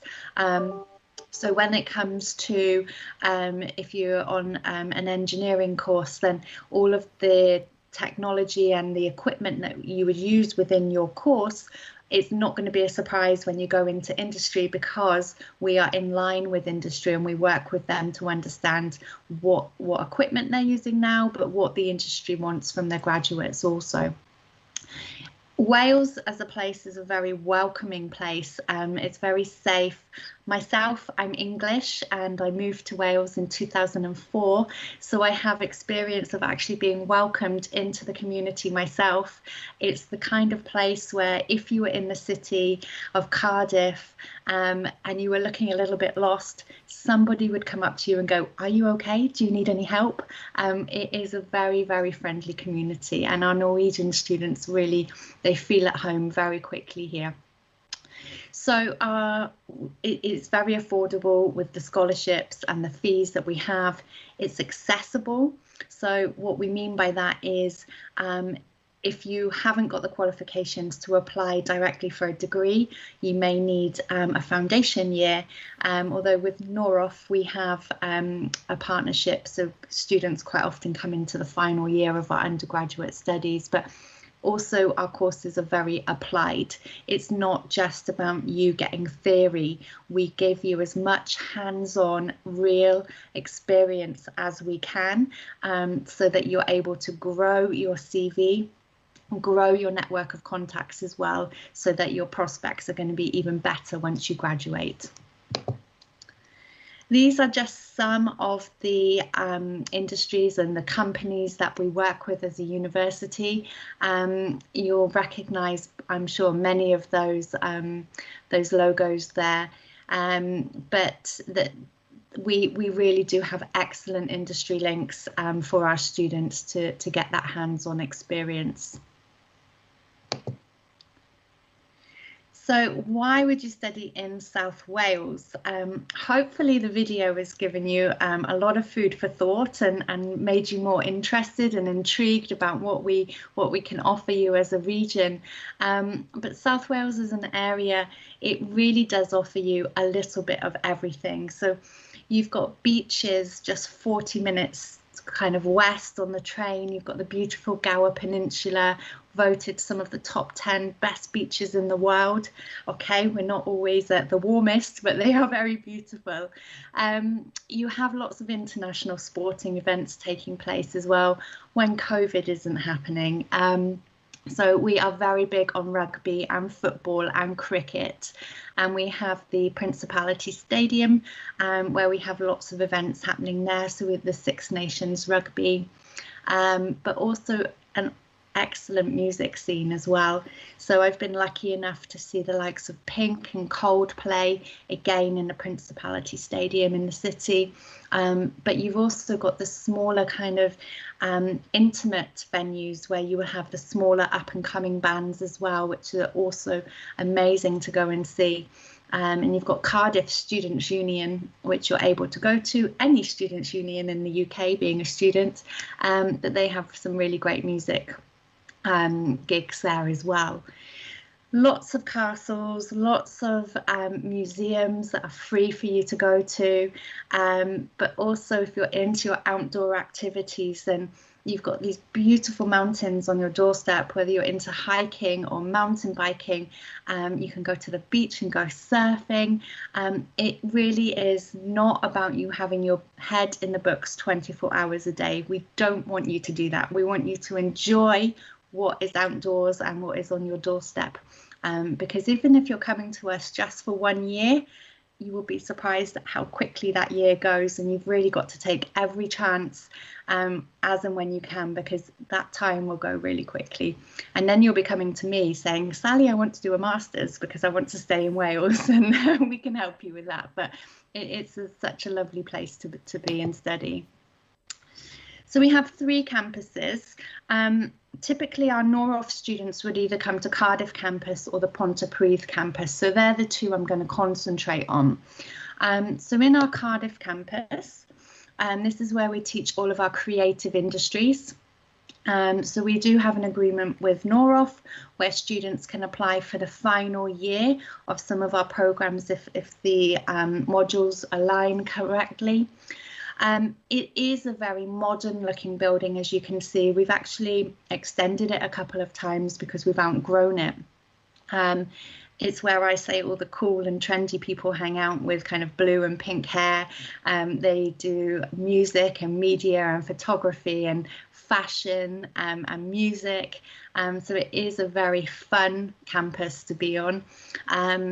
But you've also got a train station just behind the building as well. So it's very easy, say, for example, if you wanted to get to Bristol, it's just 40 minutes from Cardiff, or London is just 2 hours. So it is very easy. But once you're in the city, you're here on the campus, you actually don't need a car, you don't need a train, because everything is very easy to get to. So if you were to walk up here for 3 minutes, you would come right into the heart of the city centre, where you've got your shopping malls, your bars, your restaurants, your theatres, your cinemas, your pubs and clubs and supermarkets. So everything is very accessible for you. Inside the building, you have all the usual things that you would expect, like a library that doesn't just have books and journals, but it also hires out media equipment as well, given the nature of courses that we have here. You've got music studios and green screens and drama theatres, fashion studios, all within this building as well. And it's really great because at the start of the term, we put on a fashion show and everybody comes together. So you've got the media students doing all the media and video, filming it. The music students will be putting the music together for it, and the fashion students designing the clothes. So everybody comes together to make sure that this show is a success. Just across the road, to the left over here, you can't see it, but there is a student accommodation block as well. And I'll talk to you more about that as we go through. But there are many purpose-built student accommodation blocks in the city, which are very luxurious, where you would have your own room and your own bathroom that's en suite and your shower. Otherwise, you've got kind of a shared house scenario where you would have your own bedroom, but a shared bathroom and kitchen and living area. So these are the subject areas that we teach within that faculty. Many of the courses do require a portfolio, so if you are interested in any of these courses, we can certainly send across our portfolio guidelines so that you can be sure that you're including the right information to support your application. I'll just go back. What I wanted to say as well here is that Cardiff as a creative city, it's excellent for our students. You don't need to be in London to do well in the creative industries. We have the BBC studios right in the city, and our students have worked on the Doctor Who production. There's Casualty as well. There's lots of kind of boutique and unique startup ventures as well that our students have been involved with. So Cardiff as a creative city is amazing. You don't need to be in London to make a success of yourself when it comes to creative industries. And many of the lecturers, like I said earlier, come from the industry themselves, so they will help you in contacting you with the right people to get the experience and grow your network as you need to. So Cardiff is a very multicultural city. There are 2 other universities in the city, so it is very geared up to having students in it. But like I said, it's very welcoming, and with that you will actually integrate with the local people as well very easily. You may live next door to a normal family, a Welsh family, or you may just, get to know them on your street. But it is great that you get to mix with both international students, but also home students, and then also the local community as well. Cardiff has around 300,000 people. So like I said, it's the capital city of Wales, but it's not as big as London. We don't have an underground tube system. Everything is very walkable and easy to get to. And there are lots of beautiful parks in the city as well. So if you're into playing a bit of sport or having a picnic or a barbecue or going for a jog, there are lots of outdoor areas for you to do that. So this is the Pontypridd campus, and we have a lot of Noroff students here for our computer security or computer forensic courses. This is where I'm based. Monday to Thursday during COVID times. So this is my building here, the blue one. I do like to meet students on campus and go to Starbucks and have a coffee with you on my treat. So if you do come and study with us, you have to let me know so we can meet up and have a catch up. But you'll see it's very different to Cardiff. It's more spread out. You've got all of your halls of residence at the top of the campus here. And you would have your own bedroom and your own ensuite bathroom and shower in here. You also have a gym and a sports centre here, although you can probably tell it is a bit on a hill, so you're not necessarily going to need to join the gym to get fit on this campus because there is a hill to walk to your accommodation. But to give you a perspective, if you were at the bottom of the campus and you needed to walk to the top, it's going to take you no more than about 7 to 10 minutes. So again, very easy to get around. You have here your students' union, and in here you've got a nightclub, you've got a couple of bars, a pub, coffee shops and cafes. There's a hairdresser's, a noodle bar, a convenience store, and there's a beer garden out the back as well. So it's a really nice place to go and relax with your friends. You've got Stilts restaurant here that serves 3 meals a day, but also has a Starbucks restaurant inside. These are the computing facilities over here. This is our aerospace centre where we have 2 aircraft hangars, and then you've got the library here, and this is open 24 hours a day during term time. I was actually a student here also. I studied my business management course part-time while I was a full-time member of staff, and I can remember being in this library, and you look out of the windows over in this direction and there's just lots of beautiful hills. It's very relaxing, very conducive to good study. So it's a really lovely area to be in. It's very green. But Cardiff City is literally 20 minutes on the train away when you need to let your hair down and go and party with your friends, for example. You do have a train station in this direction, just 3 to 5 minutes walk away. So like I said, very easy to get into the city. If you weren't living in this area on campus in halls of residence, you might live in the local area over here to the right in shared student houses where you would have your own bedroom and a shared kitchen, living room and bathroom. If you imagine just across the road from that campus, you've got another part to it called the Glentoft site.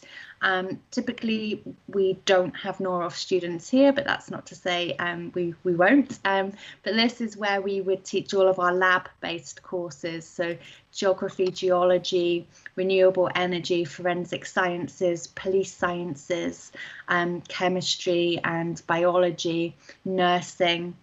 So like I said, all of the lab-based courses are over here.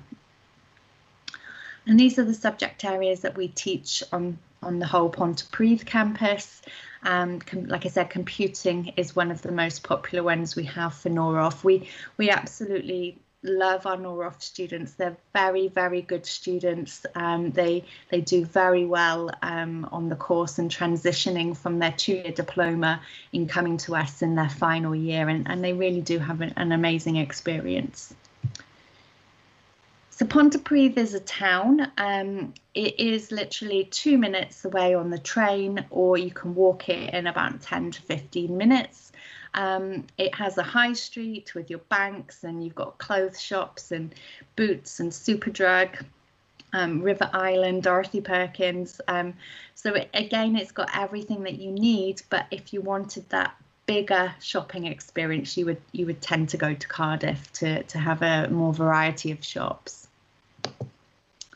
So I'm going to skip past Newport because we don't really tend to have students coming onto this campus. We do have a sports park. We have a range of sporting courses available, from rugby coaching, football coaching, sport and exercise science, strength and conditioning. And you can see here, this is our indoor 3G pitch. It's one of a kind in England and Wales.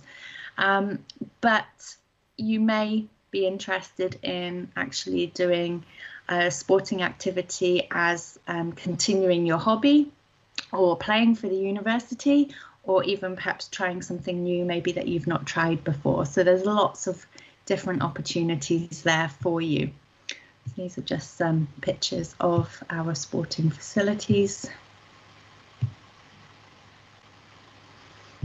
Okay, so we have 11 pictures on our sports park for all of our sporting portfolio courses. So we understand actually Norwegian students are very different to the majority of the students that we have, in that you are very self-sufficient and confident in your abilities, I would say, in getting from A to B. You don't need much hand holding, but we are there to hold your hand if you would like us to. So we have an airport welcome service, and if you were able to fly into Cardiff International Airport, which I don't believe there are any direct flights from Oslo, but if you were able to fly to us in Cardiff, we would pick you up free of charge in a taxi and take you directly to your accommodation. If you were flying into London Heathrow, we have a meet and greet service, and we will have a university representative there to meet you through the arrivals lounge, make sure you're okay, get you the right bus ticket, and tell you how you're going to get to your accommodation. And they won't actually travel with you, but they just give you everything that you need to make sure that you know what you're doing. We also have International Welcome Week, and this is a week of non-academic activities that starts the week before Enrolment Week. It's up to you whether you participate, but we highly, highly recommend it.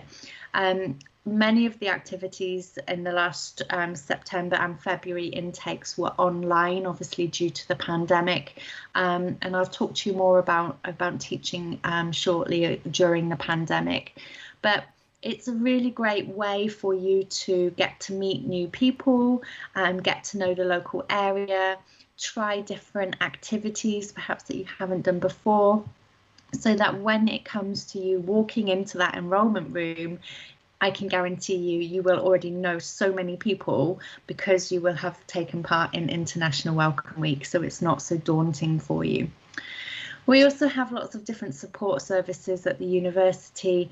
We have a healthcare centre on the Treforest campus, although we do have doctors' surgeries in and around all of our campuses, so it's up to you where you would register. One thing that makes us different from England is if you were to go to university in Wales, you obviously have to pay your surcharge to have your NHS access to the NHS.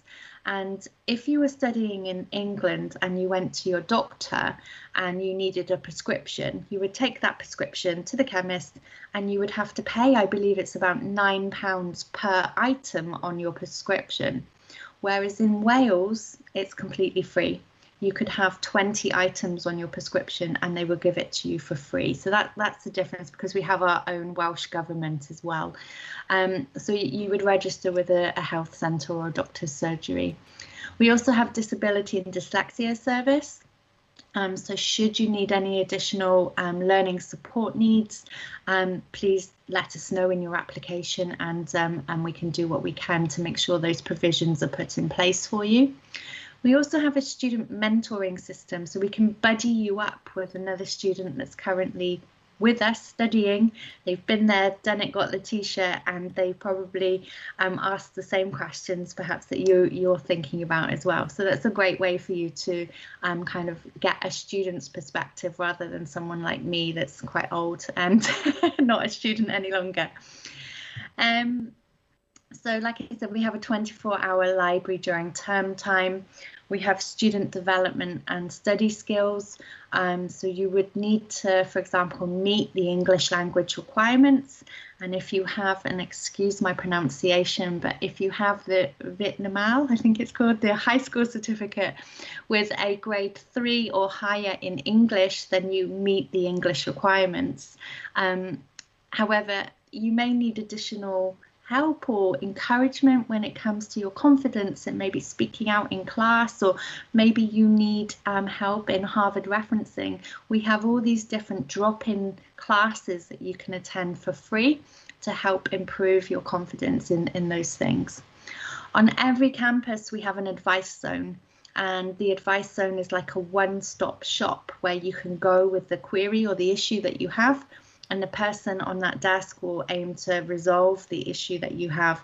If they can't, they will direct you where to go to get resolution to that query. So you're not being passed from pillar to post in order to get your problem sorted. So this is the Students' Union on the Treforest campus where we teach computing. You can see it is rather big compared to, it looked quite small in the map that I showed you. But just down here is the convenience store. Over here is the pub and bar area. Downstairs below is a nightclub.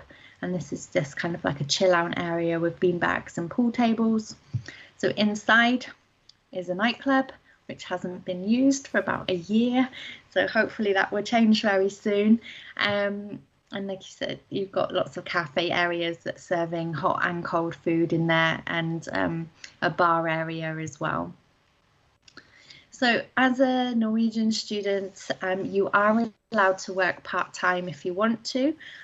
You're allowed to work up to 20 hours a week during term time, and then during the holidays you can work as many hours as you like. We have job shops and careers fairs, and you can sign up to email alerts to let you know when jobs become available. So we do everything we can to try and help you get a part-time job if that's what you want. We just have to be careful that obviously we can't guarantee you a part-time job. It's a lot of external factors there that we can't control, but we'll do everything we can to try and get you in the best position to get one if that's what you want. So the accommodation options, you've got two choices.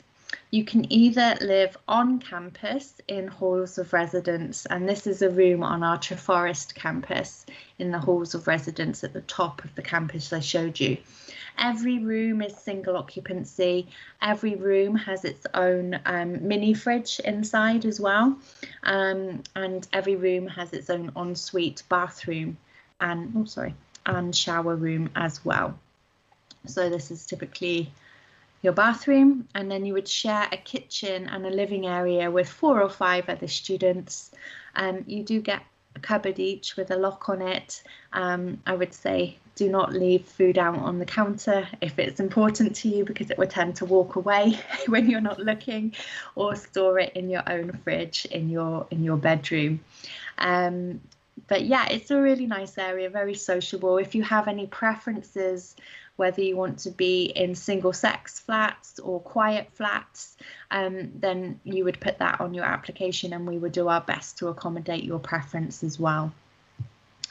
So typically, those rooms would cost anything from £100 to £130 per week, depending on the size of the room that you choose.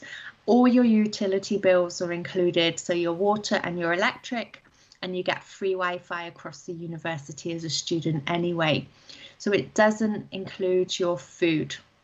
You would need to accommodate that yourself. But typically speaking, if you were to budget around £600 to £700 a month for everything, that would be a really nice lifestyle. It would allow you to go out with your friends a couple of times a week for food. You wouldn't be eating baked beans on toast every day. It would be a nice lifestyle.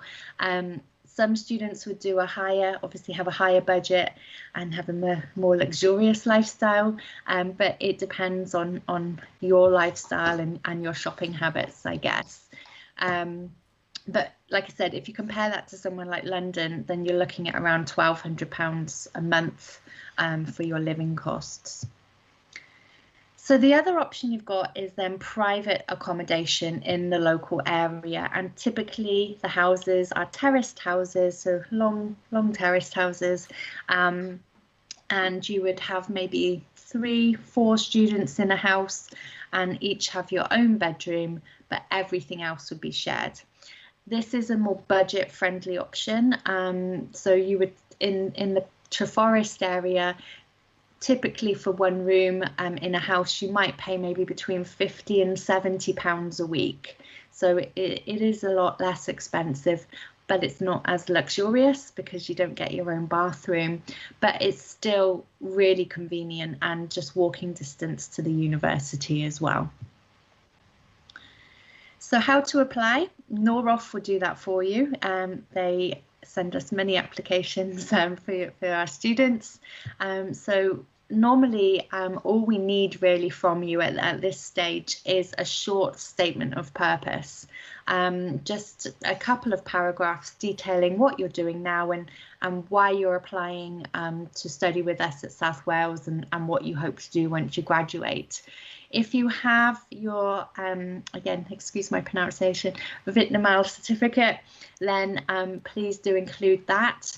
But because we have an agreement with Noroff, a partnership, we don't need a reference letter, and we already know that you are outstanding students, so we don't need that piece of paper either. And then you can make your application before you get your diploma results, and once we get your application, what we will aim to do is give you a conditional offer subject to you passing your diploma with the grade specified. And if it's computing or network security, then we would normally ask for a grade C. And then once your results are available, you would send those to me and I can change your offer to unconditional then. So the fees and scholarships. So you are international fee payers. On the left-hand side here, for the computing courses, they're £13,800 per year. If you were applying for our creative industries, it's a little bit less at £13,500 per year. Ignore the scholarships at the bottom. Like I said, you get a higher scholarship than the majority of our students. So you actually get the £2,500 scholarship. So the black and white countries here are included in the Chancellor's International Development Scholarship. So if you were applying for computer science, you actually would pay only, my maths here, £11,300 for your computing final year entry after scholarship has been awarded. If you decided that you wanted to then progress onto a master's once you've done your undergraduate studies, we have a progression scholarship to the value of £6,000. So you would get a very heavily discounted master's program as well. So when it comes to paying your deposit, which will be £3,000 to secure your place once you've got your unconditional offer, we would recommend that you pay by Flywire, which is a secure online banking facility. It gives you one of the best rates and it's usually in our account within a couple of hours. If you've got time on your side, you might do the traditional bank transfer, which is fine if you do have time, but if you're kind of up against time and need your CAS letter for your visa, then Flywire is definitely the way to go. So ignore this 50%. For Norway, it's a lesser fee to secure your place. It's actually £3,000, not 50% of your fees. So once you've paid your £3,000 deposit, you've got two options. You can either pay the remaining balance of your fees before or at the time of enrolment. And if you do that, you can deduct £300 off of your total as an early bird discount to say thank you for paying on time. The other option you've got is to pay the remaining balance of your fees over 7 months. So you would arrive with us in September and you would enroll, and during the enrolment process you would have to set up a payment plan, and from October through to April you would pay monthly installments to cover your tuition fees, and there is no interest charged for that. You would still end up paying the same amount that's detailed in your offer letter. So that's the end of my presentation. I wanted to, obviously I'll open up to questions, but also I just wanted to brief you on the pandemic situation at the moment. So basically, let me just stop sharing my screen.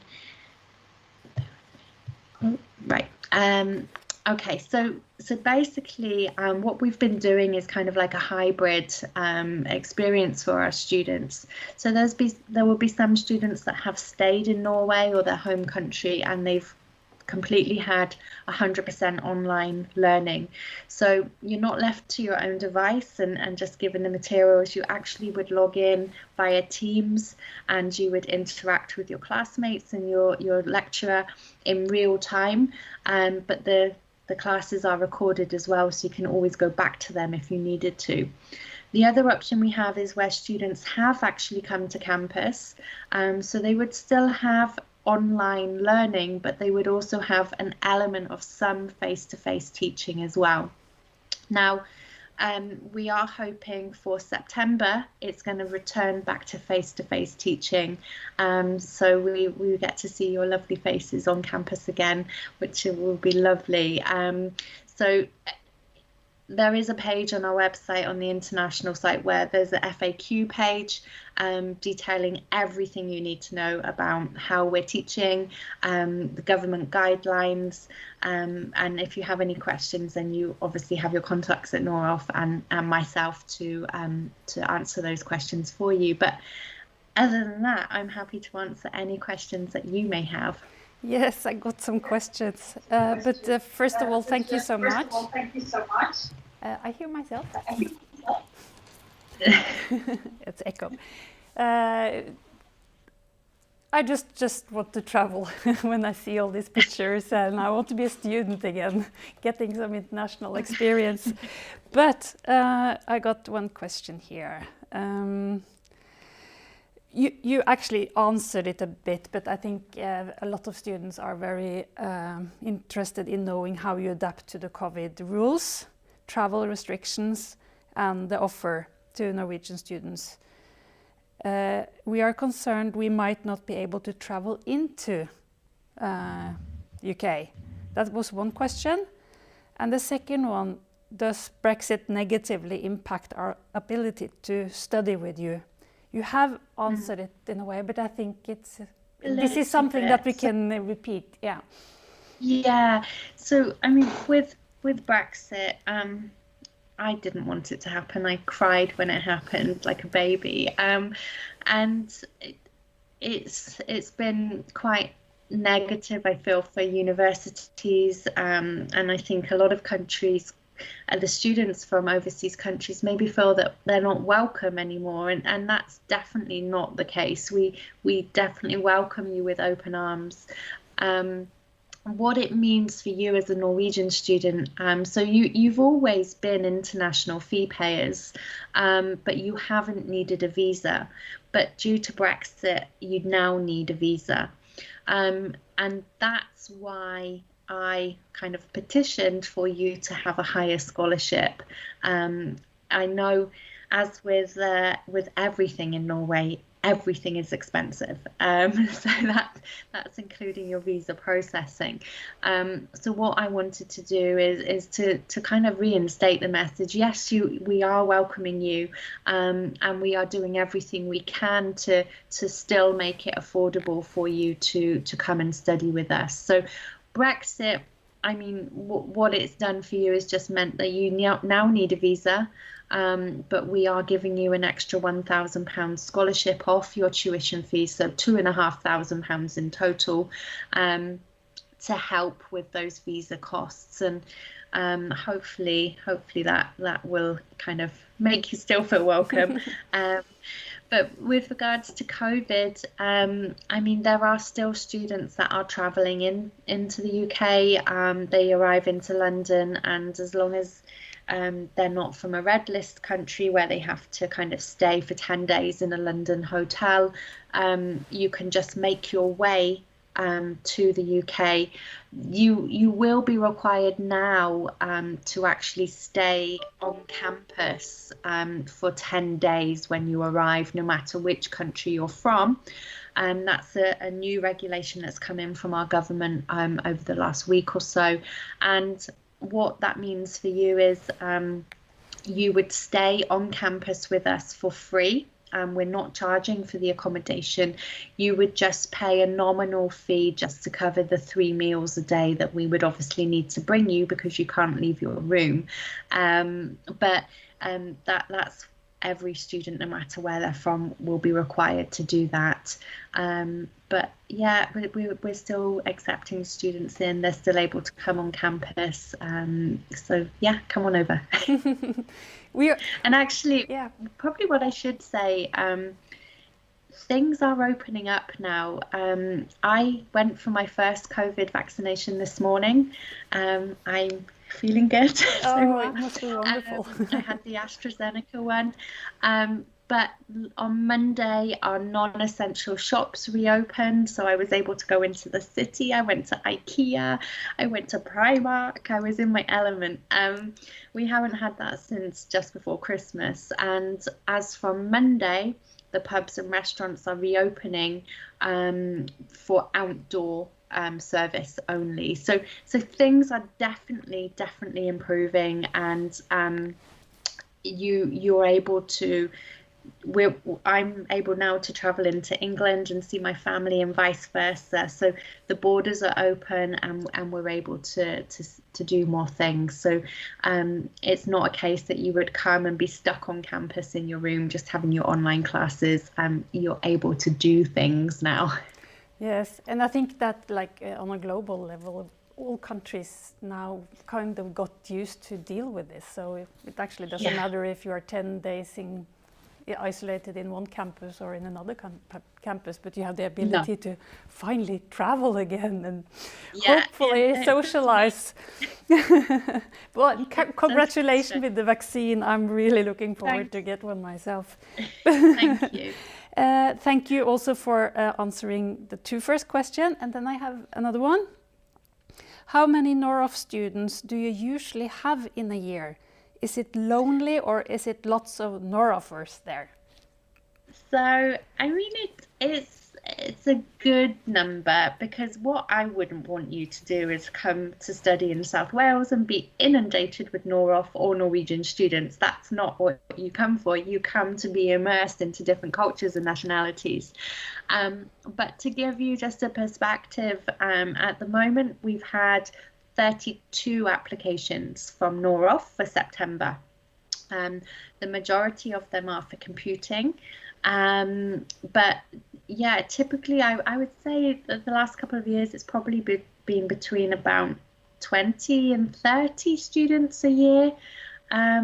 So you are not going to be lonely. You're going to be still speaking your language, but you are going to be having the benefit of mixing with UK and other international students as well, which is important. I totally agree with you.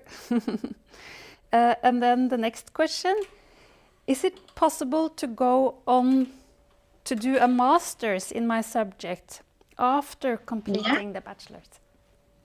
It definitely is. And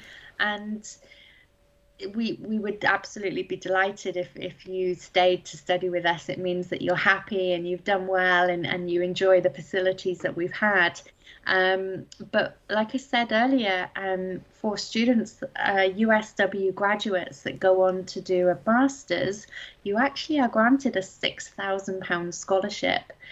So you end up paying around, I think it's about £8,000 for your master's degree, instead of the 14,000. So it's definitely worth considering, and we would be delighted. We have a really great range of postgrad computing courses, so just go to our website and have a look at our course page and see which ones you're eligible for.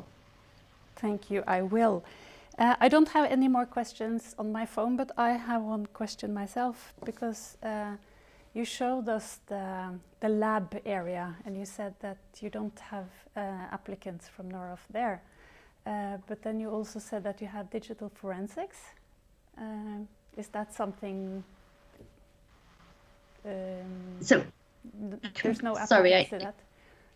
You said you had the lab-based courses. Yeah, so we do have computer forensics. Computer forensics, okay. We have computer forensics that would be taught on the Treforest campus in the computing labs. And then across the road on the other part of the campus, the Glintaf site with all the lab-based courses, that would be like the sciences, so like biology and chemistry, police sciences, geography, geology, renewable energy, so those types of courses. Is there anything else that you would like to share about the campus areas and the social life? You did explain a lot, and I myself I said so many times today that I so want to travel again. I think we've all got itchy feet to get on that flight, haven't we? It's been so long that we haven't been able to do it. But I mean, We have students from Norway on lots of different courses. So obviously Noroff, we get a lot of students for computing and some for our creative industries, but chiropractic studies is a popular choice as well. I recently met up with some Norwegian girls on a chiropractic course, and they absolutely love it. They're in their 4th year, and they've managed to take lots of vacations in and around the UK because it is so easy to get to different places. And like I said, I feel that I just have to keep telling you, just grab this opportunity with both hands and make the most of it, because if you do come to us just for that final year, it goes so quickly. It really does fly by, and it's important that you get as much out of it as possible about being an international student. And what we have as well this month, again, if you go to our website, at the top of the page you'll see events and online events. We have our virtual online open days. So you can book a place there, you can take virtual tours, and you can book appointments to speak to the award leaders of the courses that you're interested in. So if you were interested in maybe computer forensics or computer security, you didn't know which one was quite right for you, go to our open day and chat to both of them and get as much information, ask as many questions as you need to, so you've got all the information that you need to make that right decision about which course is right for you. That is excellent. And I just want to thank you for your presentation. I hope we can see each other next year, but we are solving it anyway. We are. And as I said in the other presentations that we had, that I really encourage students to take the opportunity to get international experience. You will bring it with you for your entire life, and you will have a much needed experience. And I think it's the best thing you can do. It many doors, doesn't it? It's just lots of opportunities are presented, and you haven't got anything holding you back. You're young and you're free, and just make the most of it. Yes, take the opportunity while you can. I totally agree with you. Well, Sally, thank you so much. And those of you watching, you have her contact info, and please contact you, I hope, and get all the answers you didn't ask now. Okay? Thank you. Thank you so much. Take care. Bye. Bye.